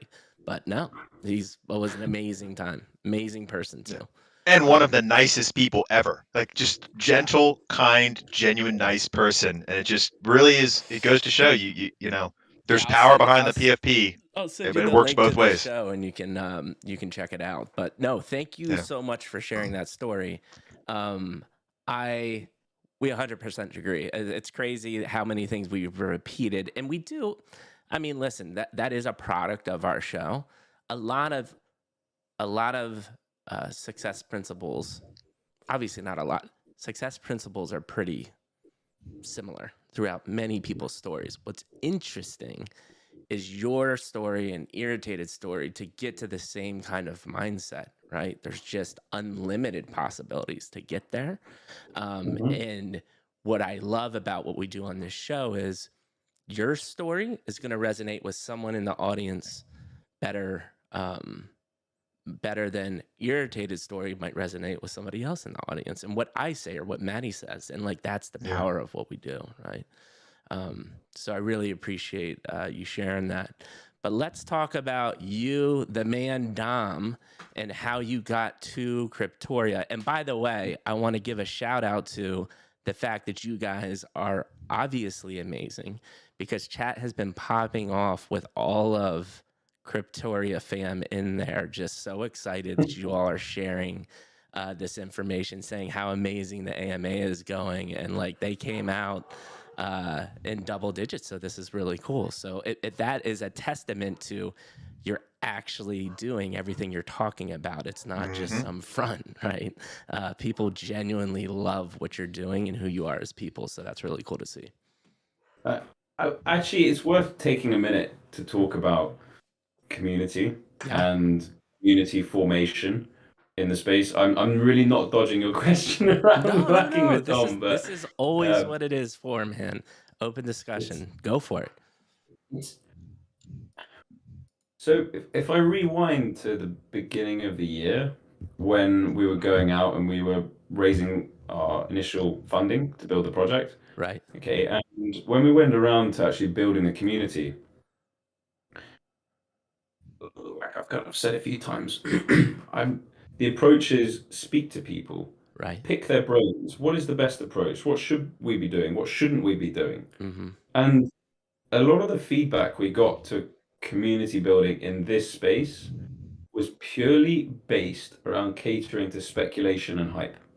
Okay, we were told time and time again, the only way that you will build a successful project, Irritated, Tom, and Will, is if you go out and you pay influencers, if you go and pay to have yourselves pumped up, right? The amount of times we were approached, said, do you want to buy 5,000 Twitter followers for $100? Okay, and create this kind of artificial engagement. And we just sat back and went, sorry, common sense here, right? If you're actually building something sustainable for the long term, for people, and to build something with a difference, that just ain't gonna cut it. And so our approach was different. It was be open, be honest, be humble, be real, be genuine, all of these things, and tell people what we want, what we're trying to do. And if people want to buy into that, great. All right, we'd love to have them. And if they don't, totally understand. But the piece that I'm getting at is we were totally organic from day one. Yeah. And the effect of that is, I can honestly say, geez, I've never been in all of them, but I've been in a number of communities.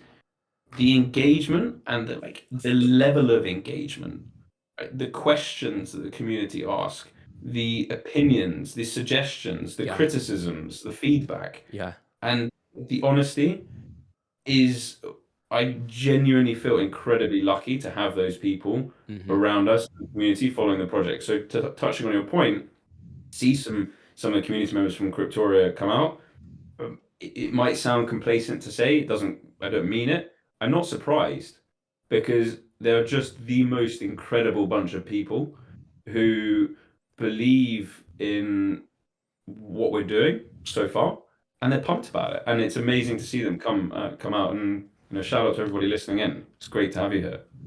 Hopefully we're not boring you. No, I think everyone's loving this, man. Chat has been flying the whole time. I forgot to tell you this in the beginning, but if you do have a second monitor, you should bring up the YouTube stream, because if there's something you see in chat that you want to address, feel free to just cut in and do that as well.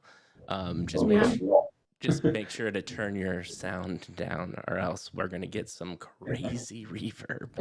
I'm seeing it. Shout out Tongan Bees, Lady Lumi, Rich. Look at Ben, all these people. The fantastic community. I love these guys. What's so great about our community, aside of them being so nice, they're massive geeks. So sometimes I'll be on Spaces or in a voice channel with them, and they're like, oh my God, with the ADS attack and then this and that game mechanics. And I'm like, really? I didn't even realize. Right. These were certain game mechanics. They're so into it. Oh yeah. And it makes the job so much easier. It's not even a job. It's I don't know. It's just so enjoyable because you get the feedback right away. Yeah. And they're super vocal and they're just so talented. By the way, in the images for the people watching in the middle, there's the girl with the pretty lilac hair. That was made by Lady Lumi. We have a lot of talented artists. Oh, that's awesome. That is awesome. Yeah. Amazing. We got Lady so Lumi good and chat, and we got our artwork on stream. This is a beautiful freaking day. So where were we at? I lost my train of thought. I lost my train of thought because I'm just so excited about how hyped your community is and how hyped I am. I'm like JoJo the Idiot Circus Boy. I'm all shaking around.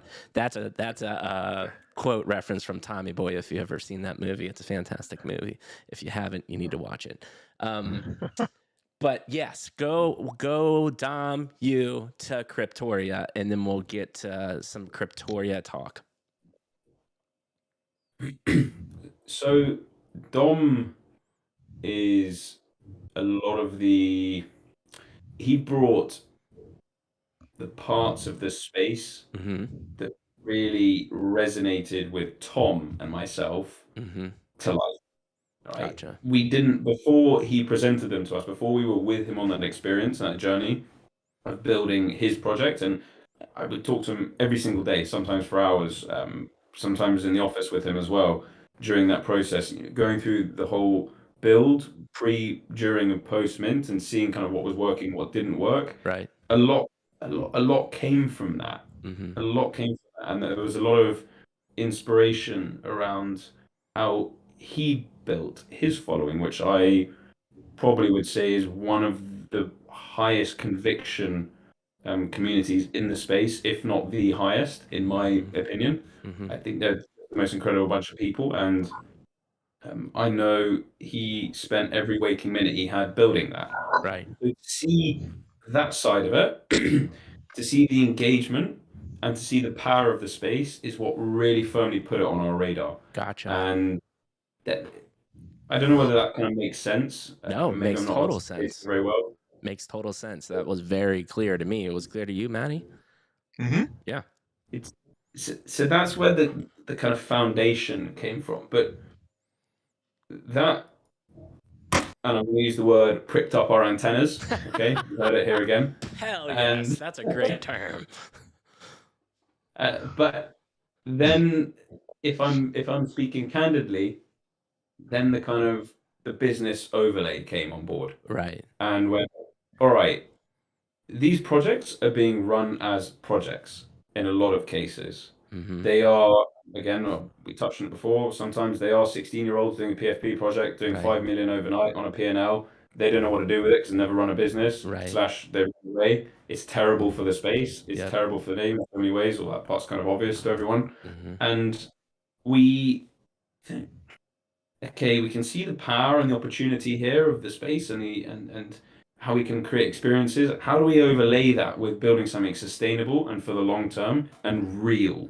Like real. What are you trying to achieve here? What can you actually provide to your holders or potential holders at that point that they're going to love, that they're going to want to be a part of? Not for a day, not for a week, not for a month or a year, but for 5 years. Right. Right? And that's how we think about it.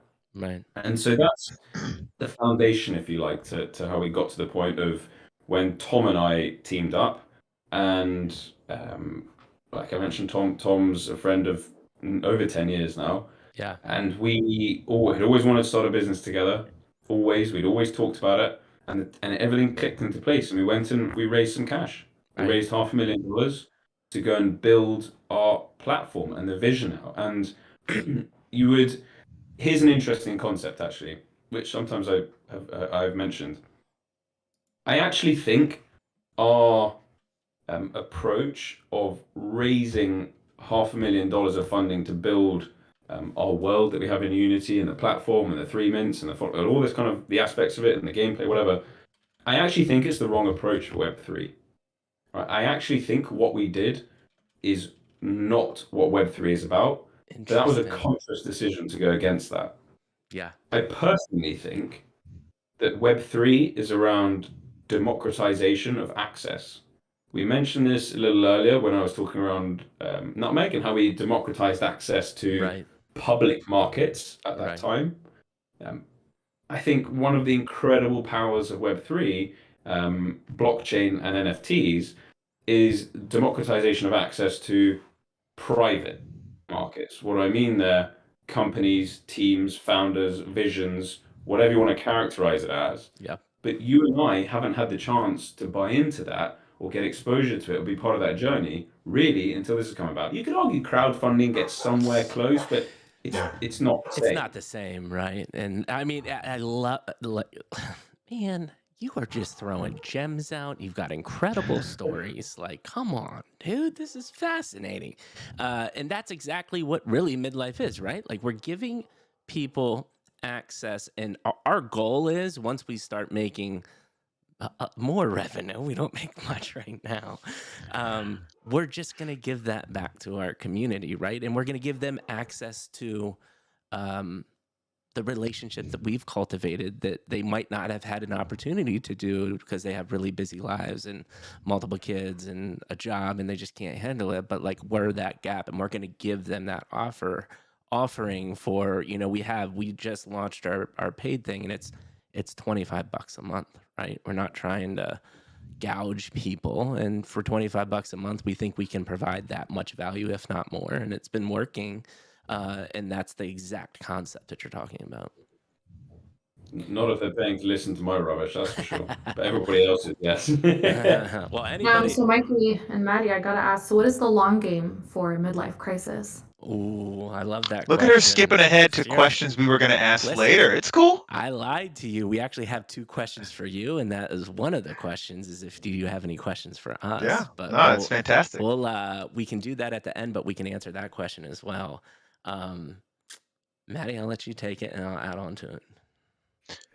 I mean, long game is influence, right? What our goal is we want to be able to give back. We want to be able to pay it forward. We've had some incredible mentors in our life that have helped us get through some challenging situations. There's a reason we're called midlife crisis, and so I again, we want to build this human connection thing. We think that there's a missing element in what's happening this day and age, and breaking down barriers for that requires influence, right? And so a big goal for us is having an audience where we can give back and help really just kind of pull people along. I'm a big fan of, since we had people pull us up, it's a duty then to reach down and pull somebody else up with you. And I think that this gives us a platform to do that on a much larger scale. I've Yeah. done that for a long time, one-on-one, individually, coaching, things like that, whatever it might be. But you can only reach so many people that way. And Web3, and honestly, just social media, YouTube, the technology has opened up a lot of doors to be able to really magnify the way we can do that. And that's something that Mike and I have always been passionate about. So I'd say long game is just building up influence so we can help some people out. You know what I mean? At the end of the day, it's about we can raise the bar for everybody, and then we all win. So that's what I would say. What do you got, Mikey? Yeah, and I'd add on to that. I mean, it's almost kind of a non-answer because there's not, our 5-year plan is to be generating enough money to bring it back to the community. But I would say we, like Will said, we wanted to start a business together. Our first thought was, hey, we're going to start a stream on Twitch because we love video games, and maybe we'll figure out how to make some revenue. 2 years later, 150 followers later, multiple months streaming to nobody and a lot of bots, we realized this probably ain't going to generate some revenue. And then we found NFTs, and that has been really the first step to say, okay, there's some money here. We can start monetizing. What we really want to do is build influence because we know the power of an online community. And we don't need millions of followers. Give us 100,000 people that believe in the same stuff that we can do. We can make substantial change in this world. And that's what it's about, right? Sure. And so NFTs is the stepping stones to what I see in the future is midlife crisis real estate, midlife crisis X, because the community is interested in creating or interested in this passion, writing books, being on stages, talking mentorship, leadership. Because as you can see, this conversation, a lot of it is around success principles, why you got to where you are. And we want to just help share that with the world because we think the world's probably pretty shitty right now and can be solved by simple principles, right? And not just share it, but demystify it, right? You don't have to be Elon Musk or some amazing orator or whatnot to be successful. And I think that's because, like, we always joke how Mike and I, we mess up this stream all the time, right? It has nothing to do about perfection. And I think there's just a lot of people think you have to be perfect to make it, and you don't.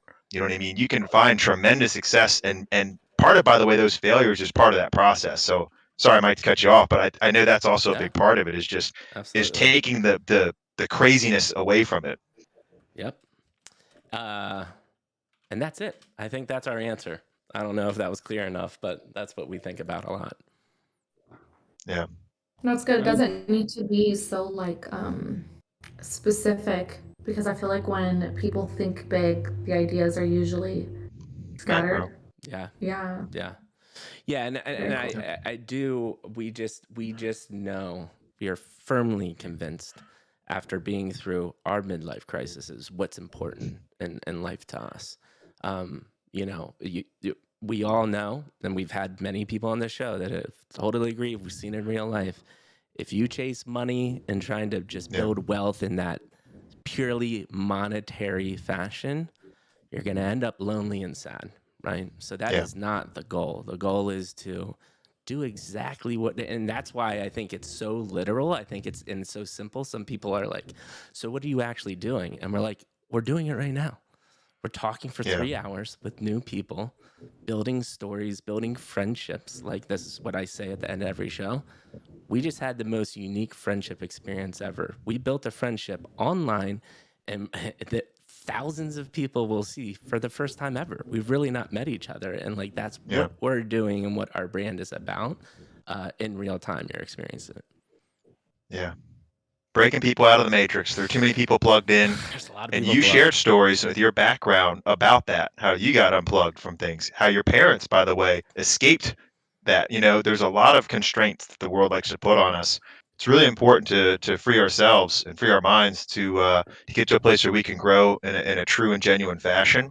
And I think it takes help, right? It Yeah. takes help, and you both have expressed a desire to return the help you were given and give back and help others. Otherwise you wouldn't be drawn to medicine. Yeah. And I mean, Will, you literally started. I mean, that was your very first thing about giving back to people. That was how you started. So, Right. you guys are doing the same thing we're looking to do, and I think it's just cool because if we have that ethos, then we can cultivate a community together and friendships, so we can help each other out however that is, and however we can be a benefit to you guys. However, it's we work together. It's a community, right? That's how it works. Yeah, and I think the one last thing to say to like wrap up, and I've said this to Maddie a couple of times, as it's more my new, and this is what I love about it, right? We've explained this, and it continues to evolve.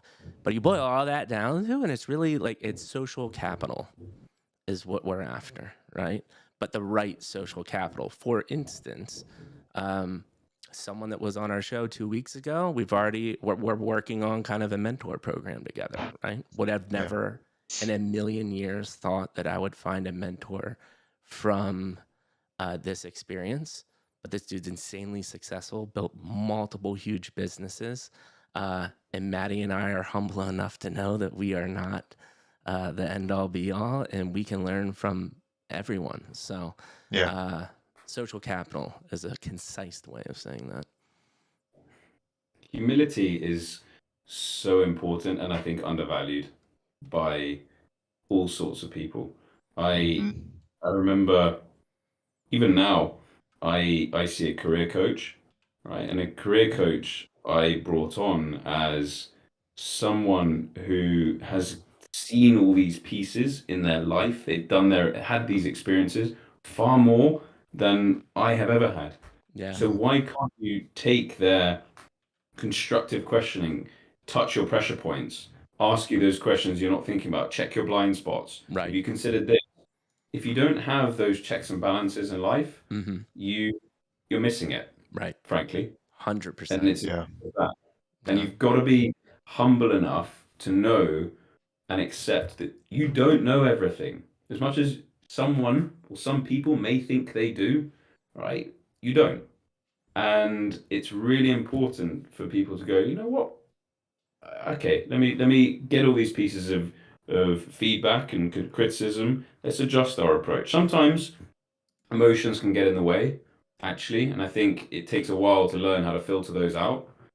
But it's a really important strength. I always remember when I started out my career, and you go to interviews, one of the questions was, what are your strengths? And the next question would be, what are your weaknesses? And actually, your weaknesses, the question of what are your weaknesses is a trick question.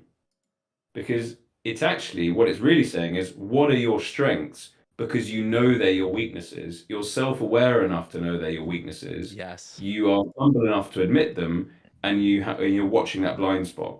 Mm-hmm. And I've always thought on reflection, like, it's a great question that you can tell a lot about someone. Yeah, that for sure. Beautifully said. Beautifully said. Love it. Absolutely. And I love to, Maddie and I have this, and It's one of the things we're working on, but creating our version of alpha, right? There's all these alpha groups out here, and I think it's people that are building things in the space and connecting in a genuine way. And it's cool that people that own companies like yourself still are seeking just different perspectives, because like we said, you can really get caught up in like, I am it. I own a company. Like I own a Web3 company. Like that doesn't go higher than me, but it absolutely does. Always. And if you don't have that mindset, you can get yourself in trouble. Yeah. I mean, I think it's interesting because so many people think alpha is information, and Mike and I have come to the conclusion that alpha is relationships. And Right. so, that's where, because that it stems from there. You know what I mean? Mm-hmm. Anyway, that's I love what you said about humility. I think there's a Yeah. lot of really important lessons to be found in that. I actually think that's one of the biggest reasons things like sports and things like that for kids are important, because it teaches you how to lose. You know, Yeah. Mike jokes about being martial arts, but man, the thing that's cool about that is you have to learn to lose. You know what I mean? And you have to be accepting of it and realize there's always a bigger fish. There's always somebody with a trick that you haven't seen up their sleeve. You can lose to anybody, and you have to be. But can you learn from them? That's the thing. You have to take your losses and turn them into learning experiences. And I really think that's just something that's very valuable about the space from a mentality perspective. And you see that in a lot of sports, right? When we think about uh, the idea of like teamwork and learning to lose well, I think that there's we always hear those things like don't be a sore loser, right? Um, and learning how to do that, I think, is a trait that works really, really well into success in all of life, right? Because it's going to happen, right? You're going to mess things up. You're going to fail a test, or you're going to not get the job that you wanted to get. How do you turn that into something that you can step through and become a better person? I mean, that's how we grow, right? Isn't that the fundamental basis? I mean, molecular biology, that's really how that's like how we do things. You got to break something down so it can regrow stronger. So it's just nature. Right. Fully agreed. I remember reading, I don't know when it was, that they were thinking about introducing here in the UK classes at school Mm-hmm. that it wasn't ranked, right? And you couldn't be bottom of the class. You couldn't lose in tests. You couldn't be ranked. And I get it, but to your point, you have to Yeah. learn how to deal with disappointment in life, Oh, yeah. unfortunately.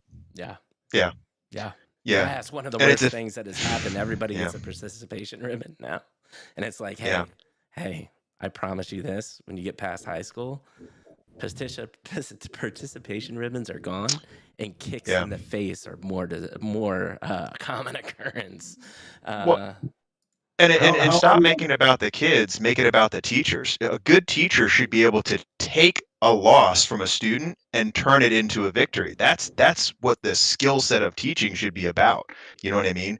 I think the best teachers in my life are people who took me at very low areas and built me up. You know what I mean? I think the opportunity for a kid to lose is the best growth experience. And I think that teachers are, not teachers, but I should say maybe the overall top-down thought process for education is missing that. But Right. I'm not an expert when it comes to that, so that's just my thoughts. How are we on time? Am I able to share a story with you about disappointment, or Do it. are we tight on time? I got the rest of the day, so Yeah, let's do it. Mike's already drinking, so he's done. We're good. We're good. Let's hear it.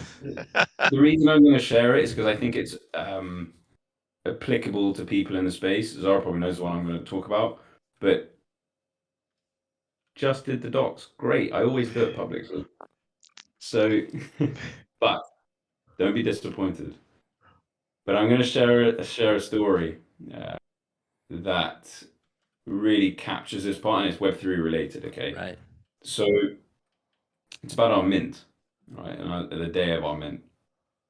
And when we set out to build Cryptoria, we, as I said, we did the fundraise, we started doing the product development, and we opened up our socials at the end of April, early May, there or thereabouts.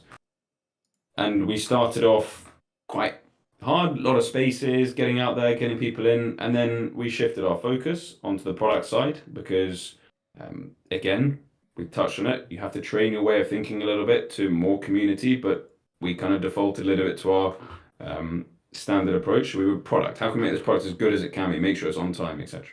So we did that for a few weeks, and our decision was that that the meta had somewhat changed ahead of the mint, and rather than people getting really excited about a brand new community that they want to be part of forever, that novelty had somewhat worn off because the people who were still in the space were part of, I don't know what the number is, 3, 4, 5, 6, 7 communities. I don't know what the number is. Right. Yeah. But it was like, do you want an eighth to be part of?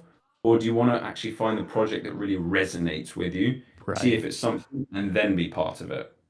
And that was a conscious decision that we took. And again, there were criticisms, constructive feedback thrown at us that said, guys, you're not building the community fast enough here for the mint. Right. I said, okay, well, this is the decision that we've taken. It either works or it doesn't work. And the point that we took was that 2.5 weeks before mint, we were going to go hard, all right, really, really hard, get the name out, because those that we connected with, it's 2 weeks away, it's a week away.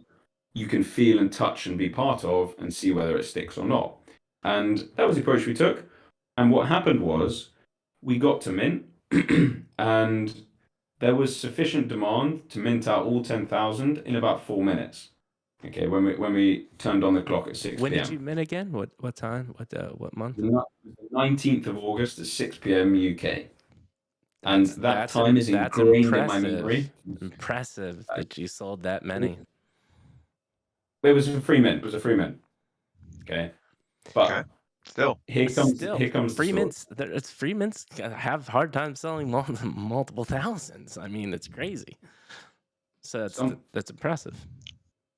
But here's the story. Okay, disappointment. So in Web2, traditional businesses, let's say, you typically build a product, all right, you launch it, and then you ease it into the market, you build it into the market. Think about most products, think about Apple and its iPhone, whatever. You launch it, then you market it, you keep marketing it, and the uptake slowly increases over time. Right. An NFT project, if you don't sell out or get the momentum going quickly, you're curtains. Yeah. You're finished. And so what you actually do is you build a pressure cooker ahead of the mint, and it is a binary outcome. You either do it or you don't. And you know pretty damn quickly which way it's going to go. Yeah. So we spent 6 months. I'm really going to set the context here because I want you to appreciate this moment. And Irritated knows exactly what I'm path I'm going down. So you spend 6 months putting 20 hours a day in, okay? Yeah. There's a team of 20 building. You are laser focused. Everything else moves away from your life. You don't see your friends. You work solidly on this. How can we make it better? How can we improve? How can we evolve? And you build the following. And you're on spaces at like 3 a.m, 4 a.m, telling people about what you're doing and trying to build that following and capturing that energy. And you get to this point. Okay. And I've done 3 contract audits, right, on our smart contracts to make sure they're bulletproof. And we go to mint at 6 p.m. And at that same moment, it's not 50,000, it's 49,973 requests hit our website in 1 second, and the whole thing explodes. And the reason it explodes is because it's an orchestrated attack by the bots, and the traffic kills us. And simultaneously, the Twitter pages launch, and they go, Cryptoria support, Cryptoria help, Cryptoria mint. Yep. And they're sending out these links, and people are clicking them, and people are getting scammed. Yeah. Right. So your 6 months in that moment, your baby in front of your eyes, craters, gone. Yeah. Right, you think it's finished. Yeah. So you've gone from pure building and excitement right up to this point, and you jump off a cliff, and you haven't got a fucking clue what happens next. And you know that every single one of those people that you've spent 6 months trying to build and follow you are now potentially clicking scam links and having their cash nicked. Right. All because the website's down and there's nothing else you can do. That is disappointment. Damn, man. I need to soak that in for like a couple seconds. I mean, that is, yeah. What was your lesson? It took me. I've had some pretty interesting experiences on occasion in life. I've had some tough situations, business and personally. That was pretty difficult. Yeah. That So was the pretty lesson was difficult. internal, personal to you? The lesson, I don't know whether this is a read into this answer however you wish. Okay. I don't take any personal lesson from it Huh? because I can sleep well at night knowing we did everything that was rationally Yeah. expected Yeah. and that was possible to prep for. Yeah. The this and the piece that I would take away from it is comes back to the community, just how incredible the guys in the community are for Right. watching, sticking by, seeing the sincerity, etc. That we, I mean, it was a very difficult moment. 6 p.m. I'm finished, and Right. we jumped on a Spaces 3 hours later to try and tell anyone. Most people have got, they're bored now, they left. There's no Right. demand, and we jumped on a Spaces and we told everybody what it was. We're fully transparent and honest and accountable and humble, and we thought it's probably the end of the project in some ways because you've lost that belief that you Right. can actually deliver the thing that you've told people you can deliver. Right. However, I would flip that to say that, I would say the lesson is that the 6 months of 20 hours a day uh, was correct, right? Because you could have done 6 hours a day, right? But what you built is why we're having a conversation now, and it wasn't the end, right? Exactly. And so what you did was you cultivated all of that time was part of not only the community, but it was what you built with your team, right? Which you guys were able to do together, and your co-founder, and this is it validates that the hard work puts you in a position to last even through something that you couldn't control, and that, by the way, has sunk many other projects, right? Because they didn't build what you built. And to me, the lesson is every one of those hours was worth it. And I think that's maybe, that's what I'm taking from it, at Right. least for that, because you have to look at you built something that withstood the storm. That's hard to do. Right. It's hard to do. It's the proverbial house of brick versus the house of straw. Right. And I think that another way of asking it, other than, and maybe your answer is I don't know or nothing, but other than the tech side of like, predicting that there was going to be a bot attack, which is Yeah. hard to do, right? Would you have done anything differently? No. I love that answer because I know that So- means Great. right. Yeah, and I think that's a testament to you built it the right way, right? Yeah. Just an unfortunate circumstance happened because we all know, it's just shitty cutthroat space at a lot of times, and you are a product of that, especially in this unfortunately free mint meta, which is crazy to me because if anyone told you timing is not part of the equation to success, they're lying straight to your face, right? Because if you guys would have minted 6 or 7 months ago, you would have sold at probably 0.5 ETH immediately in 4 minutes as well, right? So it's just it is what it is. But your answer is everybody listening or that watches this YouTube video. If you want to hear a founder that is confident in the way they've built something and will continue to build, that's the answer you actually want to hear. Shit hit the fan. I'm not going to do anything different because I think I built it the right way. Yeah. Great answer. Stand by that. All right. So, man, life lessons, stories. Damn, we're Loving having it. fun. I will give you, Irritated, a chance to chime in on this. And I'm going to do it unconventional because Will is one of the co-founders. But once we get, we're kind of getting into the project now, I like to give us the 2 to 3 minute elevator pitch of what Cryptoria is doing and what you're trying to accomplish. I love that you're asking me that question, and I so greatly appreciate the opportunity. But I'd love to pass this on to the founder of Kryptoria. All right, we'll do it. Will, you're on Is the. She said phone a friend. Phone a friend. She phoned a friend. Yeah. Will, you're on the hot seat now. Is deflection allowed? Deflection is That's allowed. what I did. I want to elevator pitch you guys. You guys are my friends. And we're talking about, our childhood traumas and things.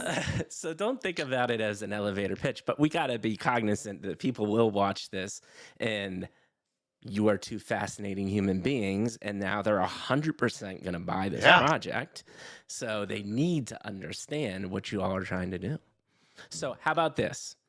Will you give us, and I intentionally, definitely listen to the nuance of the question, 2 to 3 minutes. So forcing you in a condensed amount of time to tell us what you're doing. And really the follow-up question is, why should I spend my hard-earned money on Cryptoria opposed to the 1,000 other projects that are getting thrown at me during my Twitter feed?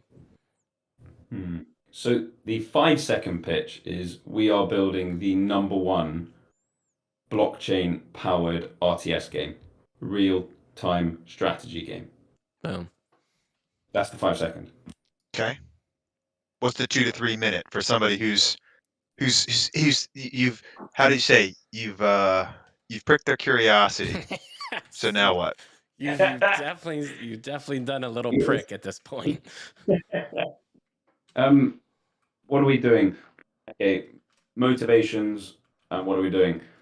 We think gaming has an incredible ability to be disrupted by blockchain. At the moment, when amongst all the other things that kind of we've discussed, whether it's accessibility to finance, whether it's supply chains, there are so many really cool areas. We think gaming is one of the really cool areas. And why? Because at the moment, you or I, we go and purchase Call of Duty. Okay, right. $60 it costs you to buy the game. You might then buy some in-game purchases. You don't own anything. You do not own anything in there. You can't do anything with the assets in the game. You don't own the gun. You don't own the player. You don't own the world. You own nothing. What blockchain allows, because of the censorship resistance store of value and the ability to prove digital asset ownership, for the first time, we can allow people to have in-environment ownership of digital assets. Right.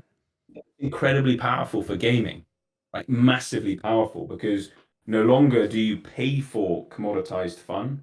You have the ability to own the assets that are giving you that fun and generate value out of the time you're putting into them. Yep. Right? It's a completely different mindset, completely different evolution. And so that's our motivator to it. Tom has been gaming since he was 1. Right. He loves real-time strategy games, StarCraft, Civilization. A bit different. I'm more like Counter-Strike, Call of Duty, love those ones. I can see some people in the crowd who I used to play Counter-Strike with. There's a guy called Josh Laird. I think he's still listening. I love he used to play a long time back. Yeah. Irritated knows exactly who that is. And so we're very motivated into this space. So Cryptoria, what are we building? We are building the #1 blockchain-powered RTS game. How are we doing it? We went and raised the cash to provide our MVP, to build our MVP. We have built a world in Unity. Unity underpins 50% of the world's games. We have built a platform. We built a resource exchange because there's resources in the environment, in the ecosystem. We've built and delivered and minted the citizens, the land, which corresponds to the Unity world. Each land tile you can own on OpenSea corresponds to the actual world, and the weapons that you'll use as part of the attack profiles. And we are building that out now. And there's some really cool technical innovations, but you've asked for the 2 to 3 minutes. The really cool technical innovations that we've allowed, giving kind of future-proofing. They allow a more immersive experience, and they allow commercial opportunities within the project. And that's probably 3 minutes. No, you nailed it. And ironically enough, last night we had another amazing real-time strategy project on called Citadel. Have you heard of them? I have. All right. So, yeah, do you talk to those guys? Because if not, I will link you up in DM. They're brilliant guys, and you both are doing cool things. Love to learn about them in more detail with them. Yeah. I don't know them personally. Okay. Yeah. We'll actually link you up because I think you both could learn a lot from each other, which is super cool. Maddie, go ahead. Were you going to say something? So, do you guys know who Magpie is in chat? Is that one of you guys? Is that I a might plant? have- Doesn't I might really ring have- a bell. Okay. So that makes more sense. Is that you, by the way, Irritated? Before I say anything? No, Or is some- Magpie is our lovely head of community. He's like the GOAT. Got of it. goat. Okay. That makes more sense. Because I was going to say, Magpie chimes in and basically helps while you're answering the question of what you guys are doing, gives her, I don't know who it is, but their own elevator pitch in chat.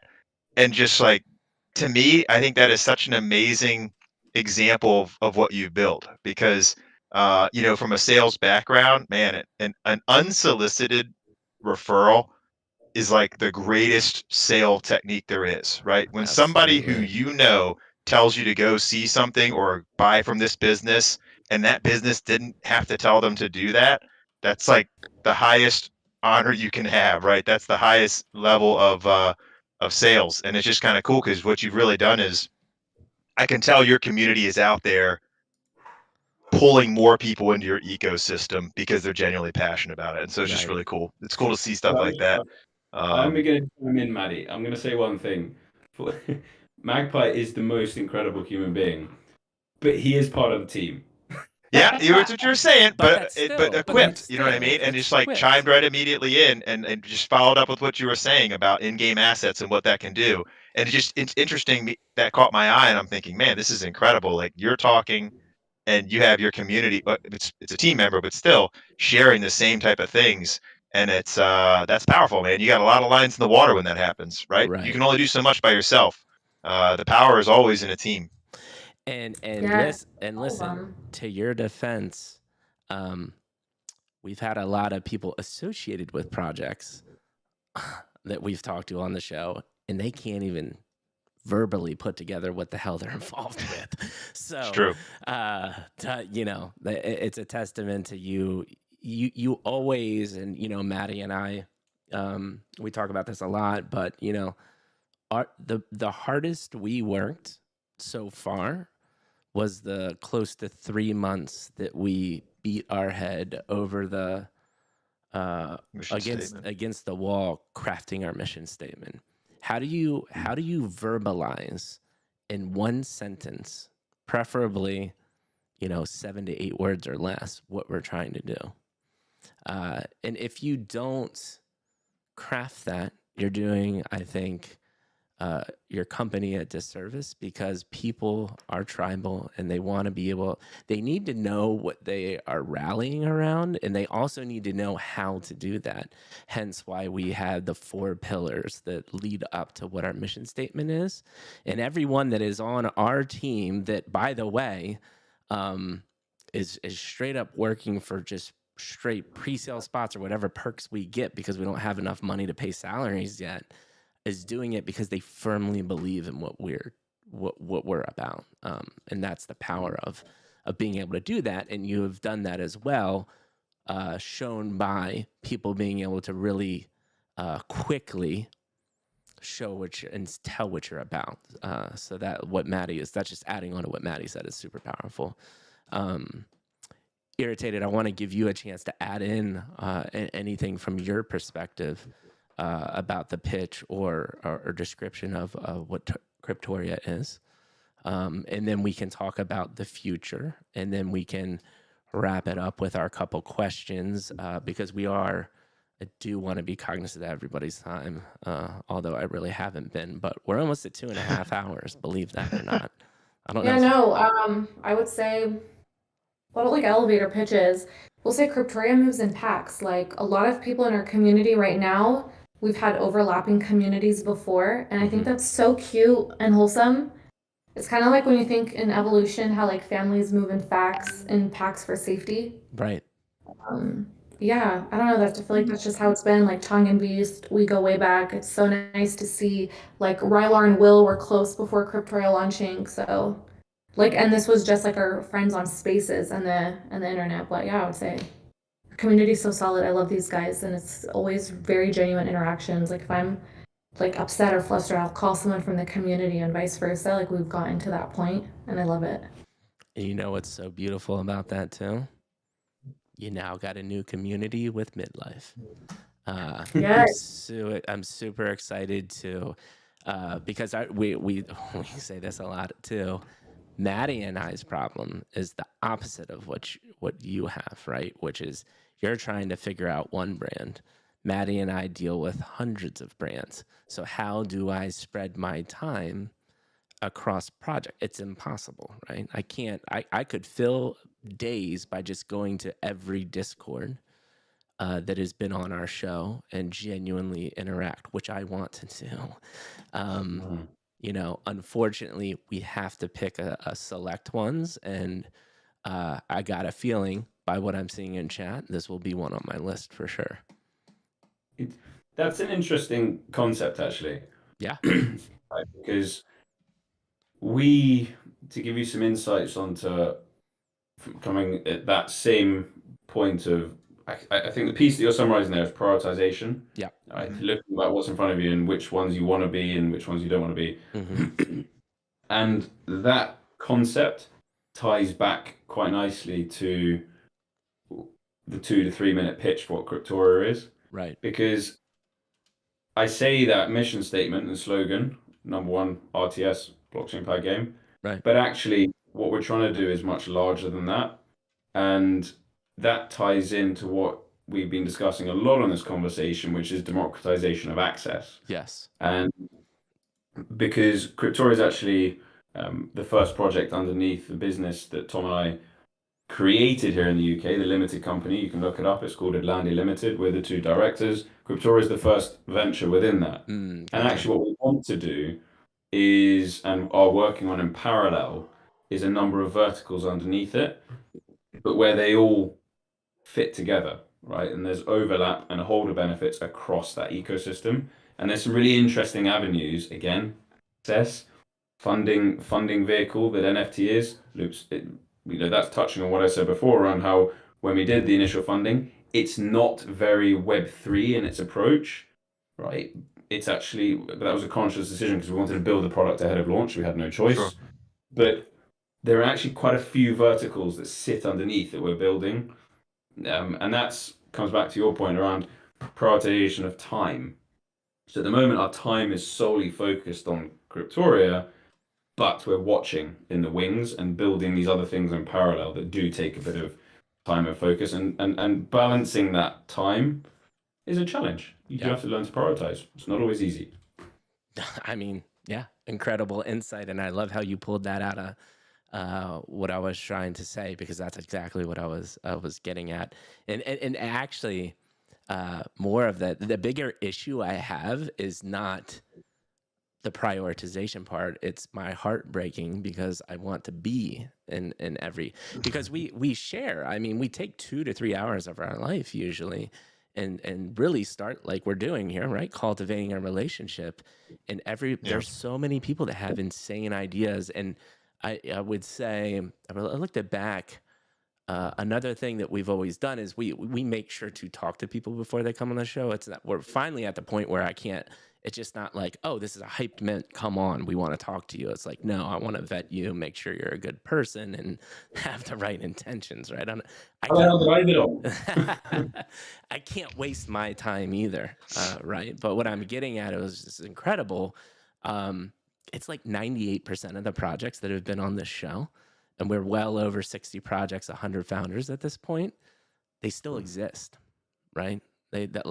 And to be in a space like that where 98% of them fail is cool, but also makes it difficult for us. Yeah. That's really But one thing I like about what you shared though is because your one sentence pitch about being an RTS game, the #1 RTS game on the blockchain, Um, I think that that's a fantastic. It describes very well what you're doing, and so it's perfect for what it is. But I'm really glad you shared about the democratization because the bottom line is that like at least I can speak for myself. I like to follow a cause, not a project. Do you know what I mean? And I think a lot of people relate to that because there's just that's the only way you're going to put in 20 hours a day, right? You have to believe that there's something higher than just the fact that we're making a video game or, we're going to make some money or something like that. And so I'm glad you shared that because I think it's just important for people to hear that you guys are more than just it's just more than just Cryptoria. It's more than just a game. You guys have a passion for really changing the way people think about this. And you led the conversation and have had this entire conversation about that. We've gotten to know that. People who will listen to this conversation will get to know that. But on a quick glance, just knowing that, that almost having an elevator pitch for your cause is almost, I would say, just as important because at least people can be attracted to that and then at least want to read more about what you guys are doing. So I think that's really good. I I Go ahead. personally find it a big challenge communicating the broader thing versus it's actually easier for the purposes of a quick conversation to focus on Cryptoria, but in a lot of ways, the stuff that sits around that is going to add a lot of future value. I liken what you said there, cause and vision. I always think is a great example of this, right? Apple versus Dell about 15 years ago. Both Mhm. of them incredibly well funded, right? Massive pockets, building great products, right? Dell had some fantastic, more powerful computers than Apple did.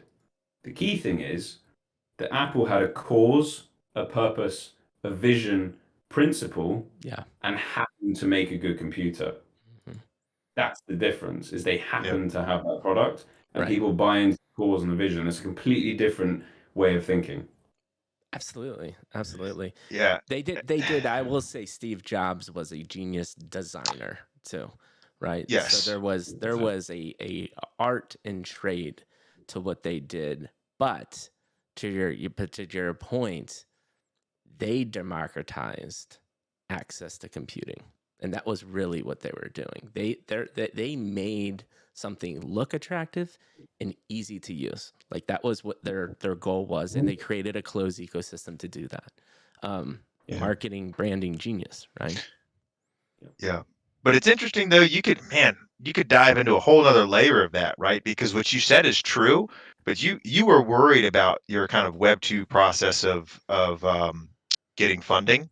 And yeah, it's not Web 3, but to the example you just said, uh, Apple almost didn't make it because they ran out of cash, right? And so True. even with all of that amazing stuff and with Steve Jobs, if it wasn't for the influx of cash that ironically Bill Gates and Microsoft provided to specifically avoid getting shut down as a monopoly, right?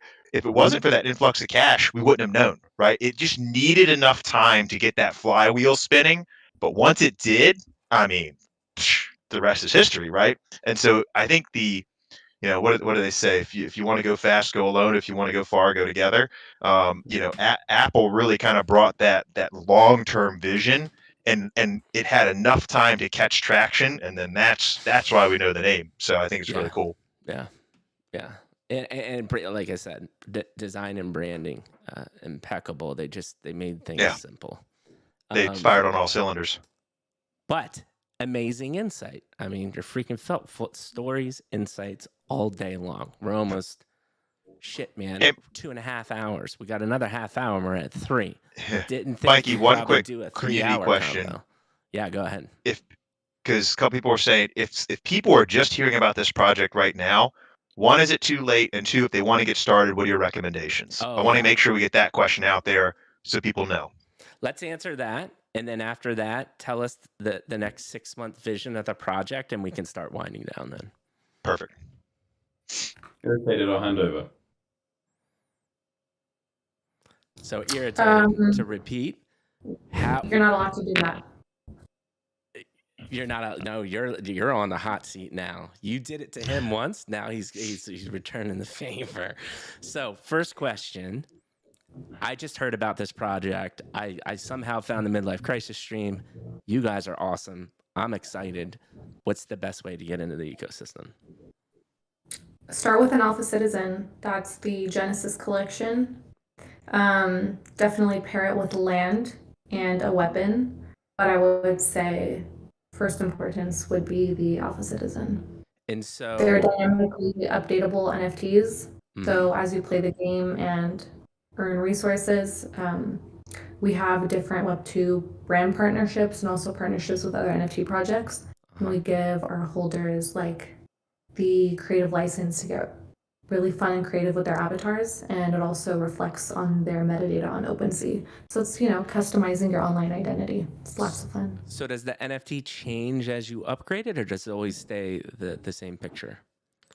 No, it changes. So That's awesome. for example, if we were to do a Web2 partnership with a sunglasses brand, Yeah. and our artist takes, a collection of their sunglasses, puts them in game, and my NFT doesn't have any glasses on, I would update my NFT to have those glasses. And so it would reflect on your metadata. So if you have like the hex on Twitter, it would show with Right. your sunglasses on it. And so, like some other projects that we actually are involved with or work with too, then that new trait then travels with it on OpenSea. So if someone were to buy that, they're getting those traits as well, right? Or Yeah, no? exactly. Awesome. Is- And I'm going to just add something to this, which I think is it's a really important nuance to why we designed it like that. So from the outset, we always wanted the actual citizens, the NFTs, the PFPs, to be dynamically updatable post-mint. At the moment, the vast majority, yes, there are exceptions to what I'm saying, but the vast majority are creativity is centralized to the team, to the founders, to the artist. Yep. We want to decentralize that creativity process back to the holder, Yep. right? Giving them the autonomy to curate their digital identity online. Okay, and I think that's a really important part. However, there are some really, really intricate parts to it as well from a commercial perspective, where we can do these brand deals of Web2 business that are looking to get into Web3.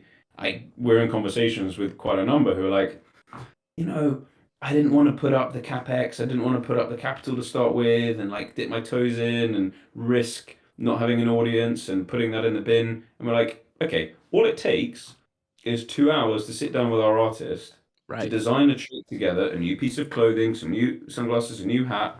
You will get the exposure to the audience within our community and beyond as they share it for those that want those traits. Yeah. All we ask from you is 2 hours to sit down and a corresponding benefit, right, from your brand or your business or whatever it is, whether it's an Right. experience, a discount, whatever it might be. And those conversations become quite easy, quite quickly. Oh yeah. And like it's so it's a really interesting part. But the third and final part, and this I think is almost, and I probably shouldn't say this bit publicly, but I will, compared to the other two, is one of the real reasons behind why we designed it like that is audience.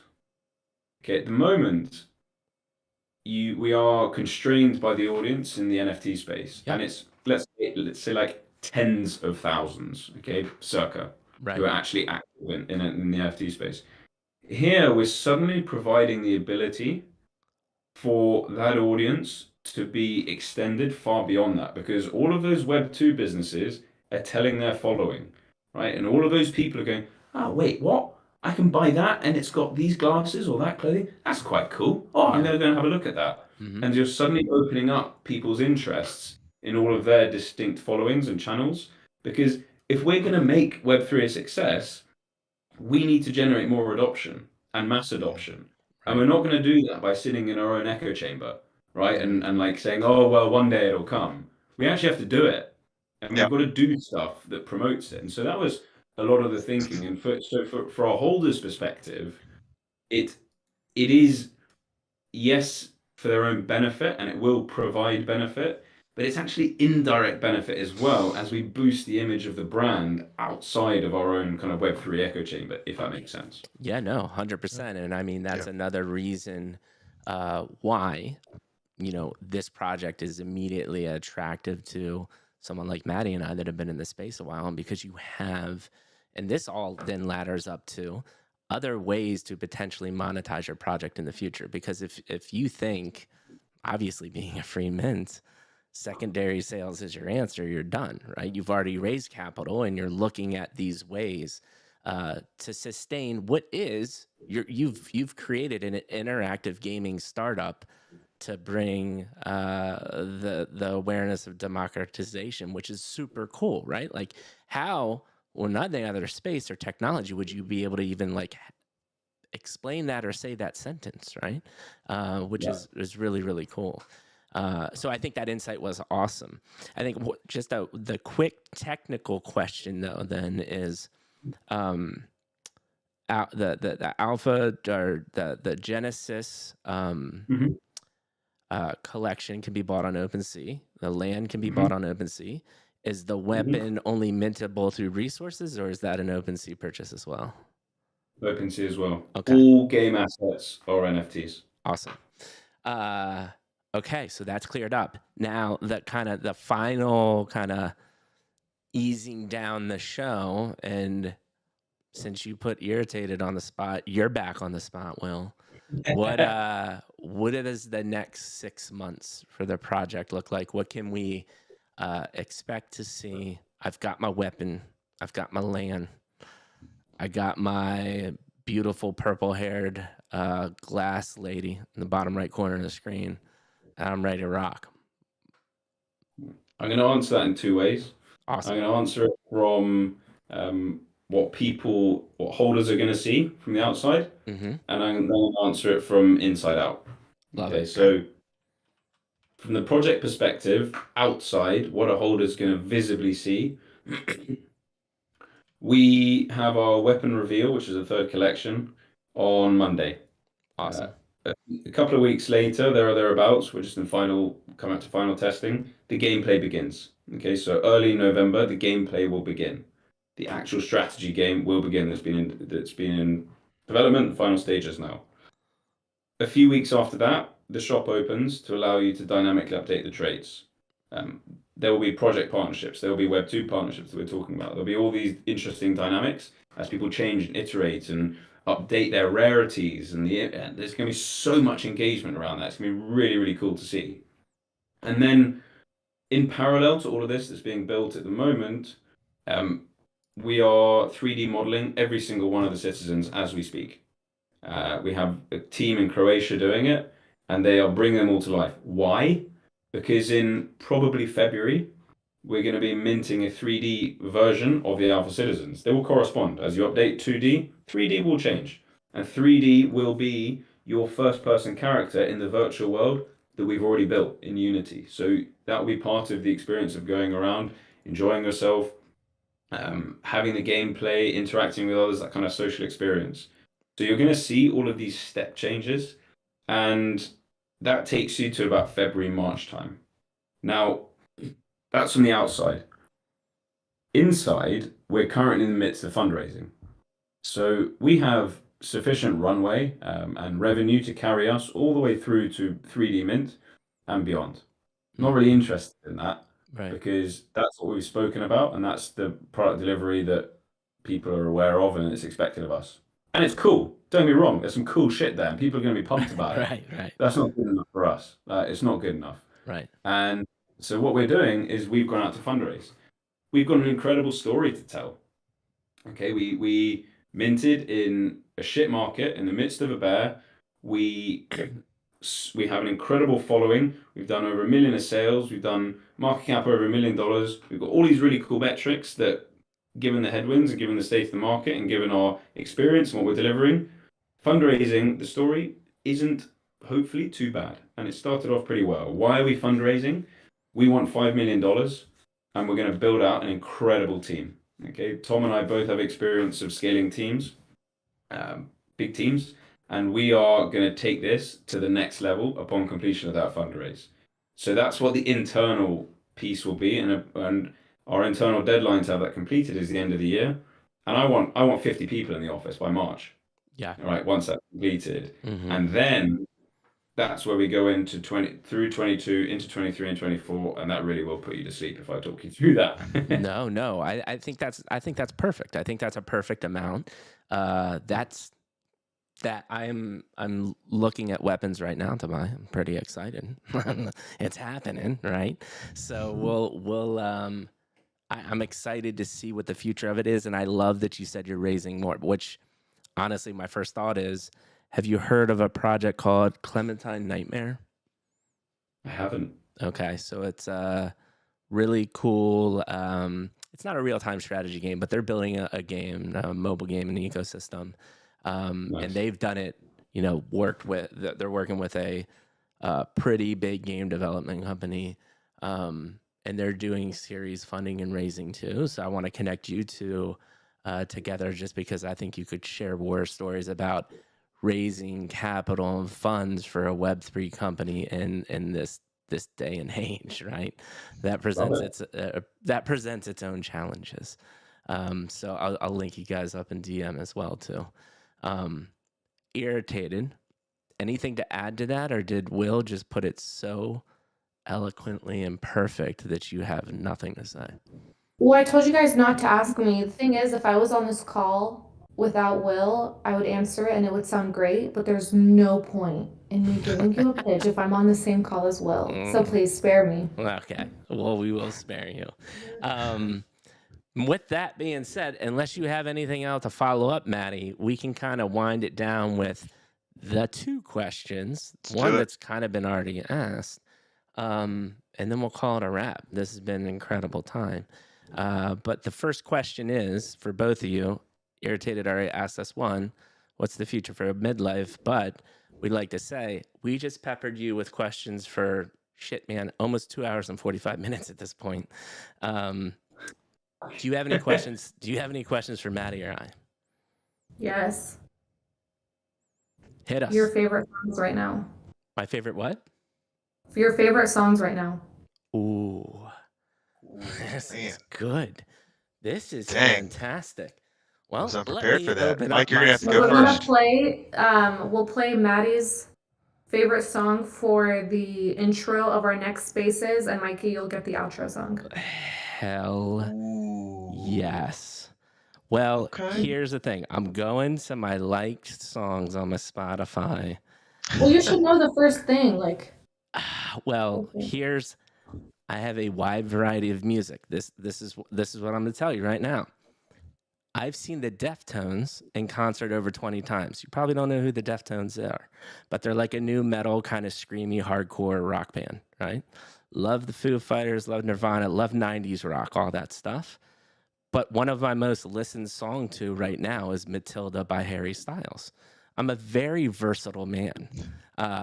So in addition to that, that's followed up by Golden Hour by Jake, which is a fantastic, beautiful song about falling in love. And then I go hardcore, which is like the new Eminem, which is NF, When I Grow Up. So NF has made a song. He made like kind of a poppy song that's like really well known, been played a billion times, but he's actually like kind of like a hardcore white Eminem hood rapper. And When I Grow Up is a fantastic song in the sense that he talks about how fucking hard life is and being famous, going through a mental breakdown and still somehow finding yourself. Fantastic song. So I just gave you 3 all over the spectrum. Yeah, so I got those down. That's for the outro. What about you, Maddie? Man, that's a tough one. I also like Deftones, but I would say probably something by Muse. Ooh. Nice. I'm gonna say Muse. Muse. I mean, geez, Muse. I'll tell you this. My favorite song that got me to like Muse was Bliss, but that's like a really old Muse song. But No, that's Resistance, a great song. Starlight, Hysteria, the classics are all good. No idea what you're talking about, but I wrote it all down, and I'll be sure to give it a listen. MUSC. If you find any of their songs, you'll like it. Yeah, Do you no, I'm know down. who I love Harry listening to new Styles is? music. Well, we appreciate you guys so much. This was a lot of fun. I do want for the people Hold on, listening I haven't right asked now. my, I haven't asked my question yet. Well, hold on. You Oh can't no, I wrap was just up. gonna give something before people die off at the end, Oh, because as you know, go. we gotta give certain shout outs in the middle because people really die off. So I was gonna do this, Do it. but before your question. Shout out you guys. Thank you so much for having us. I reached out to Mikey when we had way less followers than we do now. You gave us a chance. It was really fun getting on that first call with you. You were looking for medication for someone, and it was just so rowdy, but I liked the chaos in it. I don't And I remember appreciate that, you but talking with us and having us. absolutely. I'm glad that I made an impact. What a perfect description, by the way, Mikey. It was When just Mikey chaotic. says, when he says that we're yin and yang, that's true, right? The chaos and the him doing 28 things during a call, that's Mikey. I'm chaotic. I'm the opposite, but yeah, I'm a little more organized when it comes to that stuff. But I love that you survived that call with him. That's a beautiful thing. Listen, at least it Yeah. wasn't one of the more bizarre situations that I decided to do, and that was when I met another project, and I was so crunched for time, I decided, hey, I gotta get a shower in, so I'm just gonna prop my phone up on the windowsill because I got a nice little Oh, outdoor window, and I'm just showering away, having a conversation. And finally, somebody in the background says, dude, are you running the water or something? And I was like, believe it or not, I'm actually taking a shower. And they were all so blown away. But hey, it's a good story, right? jeez. So no, Classic thank Mike. you. We really thank you, and I appreciate you saying that. Will, I have a questions question for for you. us, and if you don't have any, it's okay. He said he's got it. Right, Let's hear it. mine's a more sincere question, so I want you to think about it. Okay. No I problem. know. Out of everybody who you've had on the show, you said you probably had 60 projects, 100 founders, even more than that, different other people, all of those who you've had on the show. Who has been the most inspirational and interesting to you guys, and why? Damn, that is a brutal question. But I will think about it.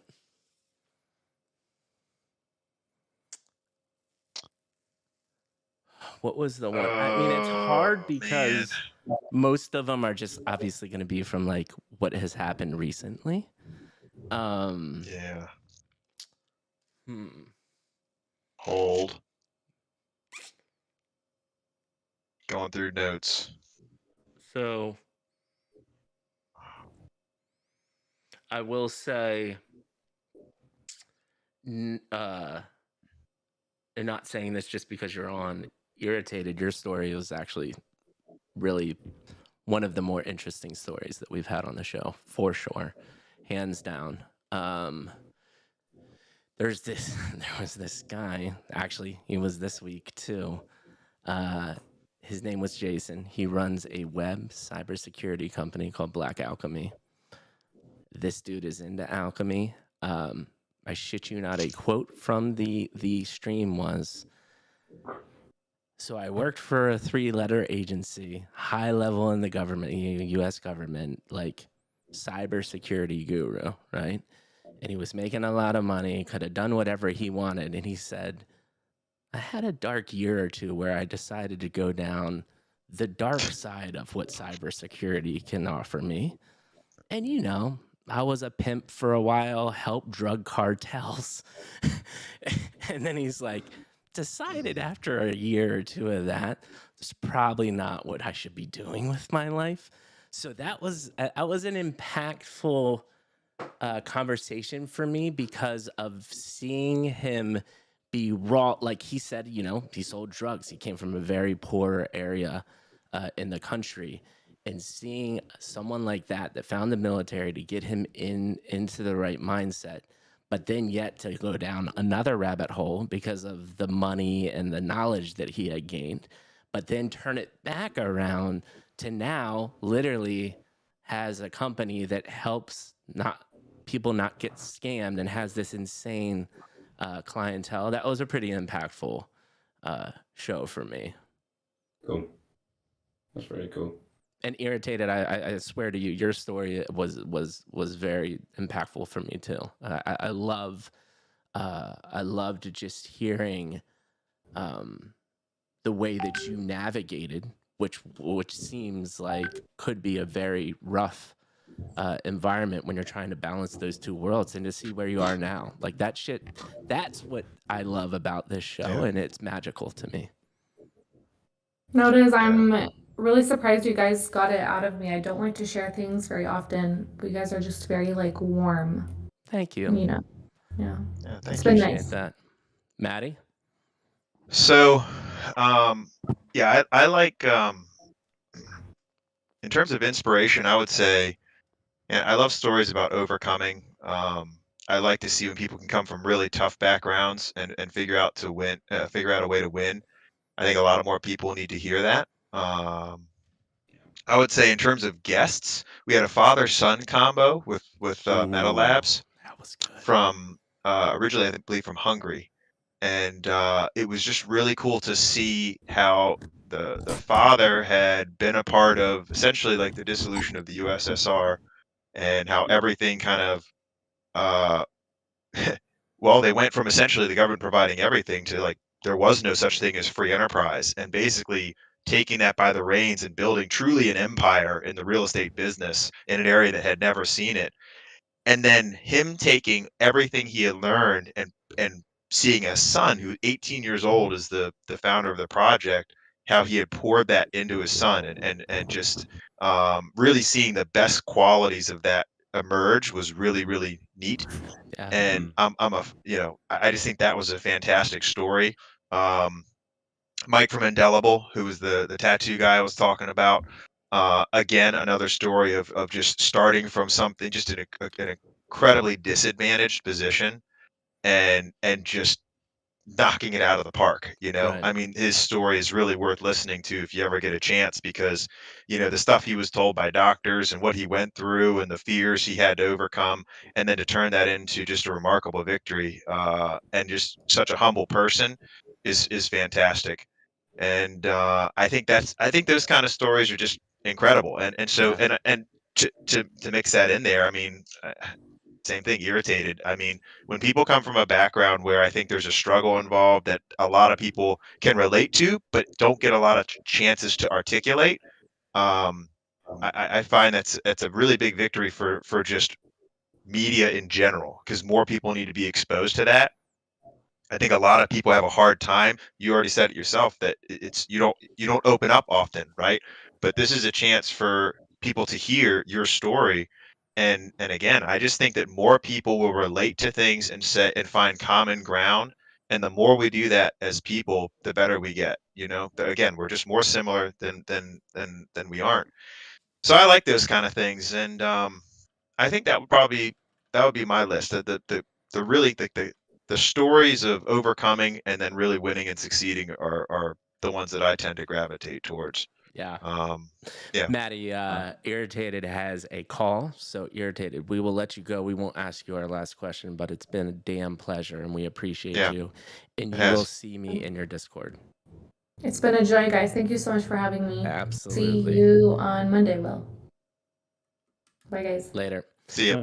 Will, Okay. you're not off the hook yet. And now Yeah. our videos are going to get Our videos are gonna get wrecked, but our it's okay. videos are going to get wrecked because she left. But Pretty much. the last so I crop our videos, so when somebody leaves the Discord, it just throws it all off on the screen, but I will change that. But while I'm doing that, the last question we have is another very simple. You being a project founder especially, and you talked about it as your lead up to the mint, you've either been in or led a lot of AMAs or just shows within the space. Would love to hear your thoughts about how you thought this show went compared to other experiences like this that you've had. It's been a really nice. You know what? Actually, I'll answer it differently. There's a reason that we've got to 3 hours, right? And I talk a lot, so I'm quite good at getting that number up, because I get Right. excited and I get enthusiastic, and then like I can just keep talking, and you probably have to tell me to shut up after a while. But I personally probably would have dialed out after an hour and a half if you guys weren't as engaging and as warm and as insightful and as intelligent and like enthusiastic as you are. So I don't really know how to answer any other way than it's been a really, really nice, fun, great 3 hours just chatting with you. It's felt very natural. It's felt very honest. It's felt very humble. And it's been a great experience. I don't really know what else to say apart from that, if I'm honest. It's been great. Oh man, I appreciate it. We, believe it or not, we've had 100% people have similar sentiments. So I like to tell Maddie whenever we're down about ourselves and like, we needed to be growing more or doing something different. I said, listen, as a venture capital, it's pretty hard to get a proven business model agreed upon by 100% of your clients. So we think we're going in the right direction. So I appreciate it. You guys are going a lot of places very quickly. Thank you, No man. question. And Maddie, I'll let you close. I'll let you give your final comments, and then I'll close it out, and we'll talk about what's happening next week in the midlife world. Sounds great. Yeah. This has been a fantastic conversation. I mean, Mikey and I, we said in the very beginning before we even went live, we love what we do. We love having these conversations. And I have to just smile a little bit because you were so insistent that there wasn't anything interesting about you. And that was just within the first 30 minutes, it was like, nah, you are not boring at all. And I just think it really says a lot because you took a lot of time to deflect everything good that was happening onto your team. Says a lot about you as a leader. I agree that you are indeed prepared to have a project of your own and to be leading that, because those are the kind of leaders we need, right? That's how you build teams, and that's how we make an effective change. Yeah. I love where your passion is. I love where you guys are focusing on and the cause you're trying to build. I think you're using Web3 for one of the most beautiful things Web3 can do. And again, the ability to increase people's opportunities, and not just in areas that already have a lot of opportunity, but globally, right? Because it's very easy to forget, as I'm sitting here right outside of Washington, D.C., Mikey's sitting outside of San Diego, in London, right? We're in places that are fairly insulated. We have basically everything the world has to offer at our fingertips. Most of the world doesn't. And so Web3 is massive for this, right? We don't have to worry about when we go to a bank, our card works. Do you know what I'm saying? We don't have to worry about all of a sudden, imagine like the currency just changing because somebody in charge decided to change it, and suddenly everything you saved is now gone. We don't have those kind of things to be concerned about, and so it's really important to find ways to bring that opportunity on a global scale. And you said that was one of the first things you mentioned. And I think that, as I said, I think it's much easier to follow a cause than it is a project. And you guys have given me a cause that I think is worth believing in. And so I really appreciate your time and sharing you guys, your stories. And I think that this is going to be the start of a really great friendship. Yeah. Kind of you to say. Appreciate your words and completely agree with all of your sentiment around Web3 and what it's trying to do. I just want to add one tiny thing, By all means. which is you mentioned leadership, and I have so much to learn to be a good leader. I do not consider myself a good leader, but I have so much to learn. One of the people who I took a lot of inspiration from is a guy called David Marquette. I really recommend everyone listening to go onto YouTube and type in David Marquette, Marquet. He was responsible for turning around the worst performing nuclear submarine in the US military. Right? Imagine that. There's 140 submariners who Right. you cannot select who they are. They're given to you. And he turned around the worst performing nuclear submarine into the best performing asset in the US Navy in a year. And have a listen to him. I will. Really interesting guy. I love it, man. Well, And I would say, if we were to have David on the show, he also would say that he is not a very good leader and that he has a lot to learn. And it's interesting because most good leaders say that exact same thing. So, I appreciate the humility, but you would not be where you are now, and you would not have the team you have if you weren't going somewhere in the right direction when it comes to leadership. So give yourself some credit. Yeah, No, that's awesome. appreciate it. And we're so lucky to have Irritated. She's gone now. I always say it publicly, she's the most incredible individual, most incredible person, Yeah, and that's the cool. most amazing member of the team. Yeah, We no, would be nowhere I kind without of want to her. get this guy on our show now. We're gonna have to try to figure out how to get a hold of him. Right. I'll layer on what Maddie said. Same sentiments, man. I mean, fortunately, we've done this for a while now, and no person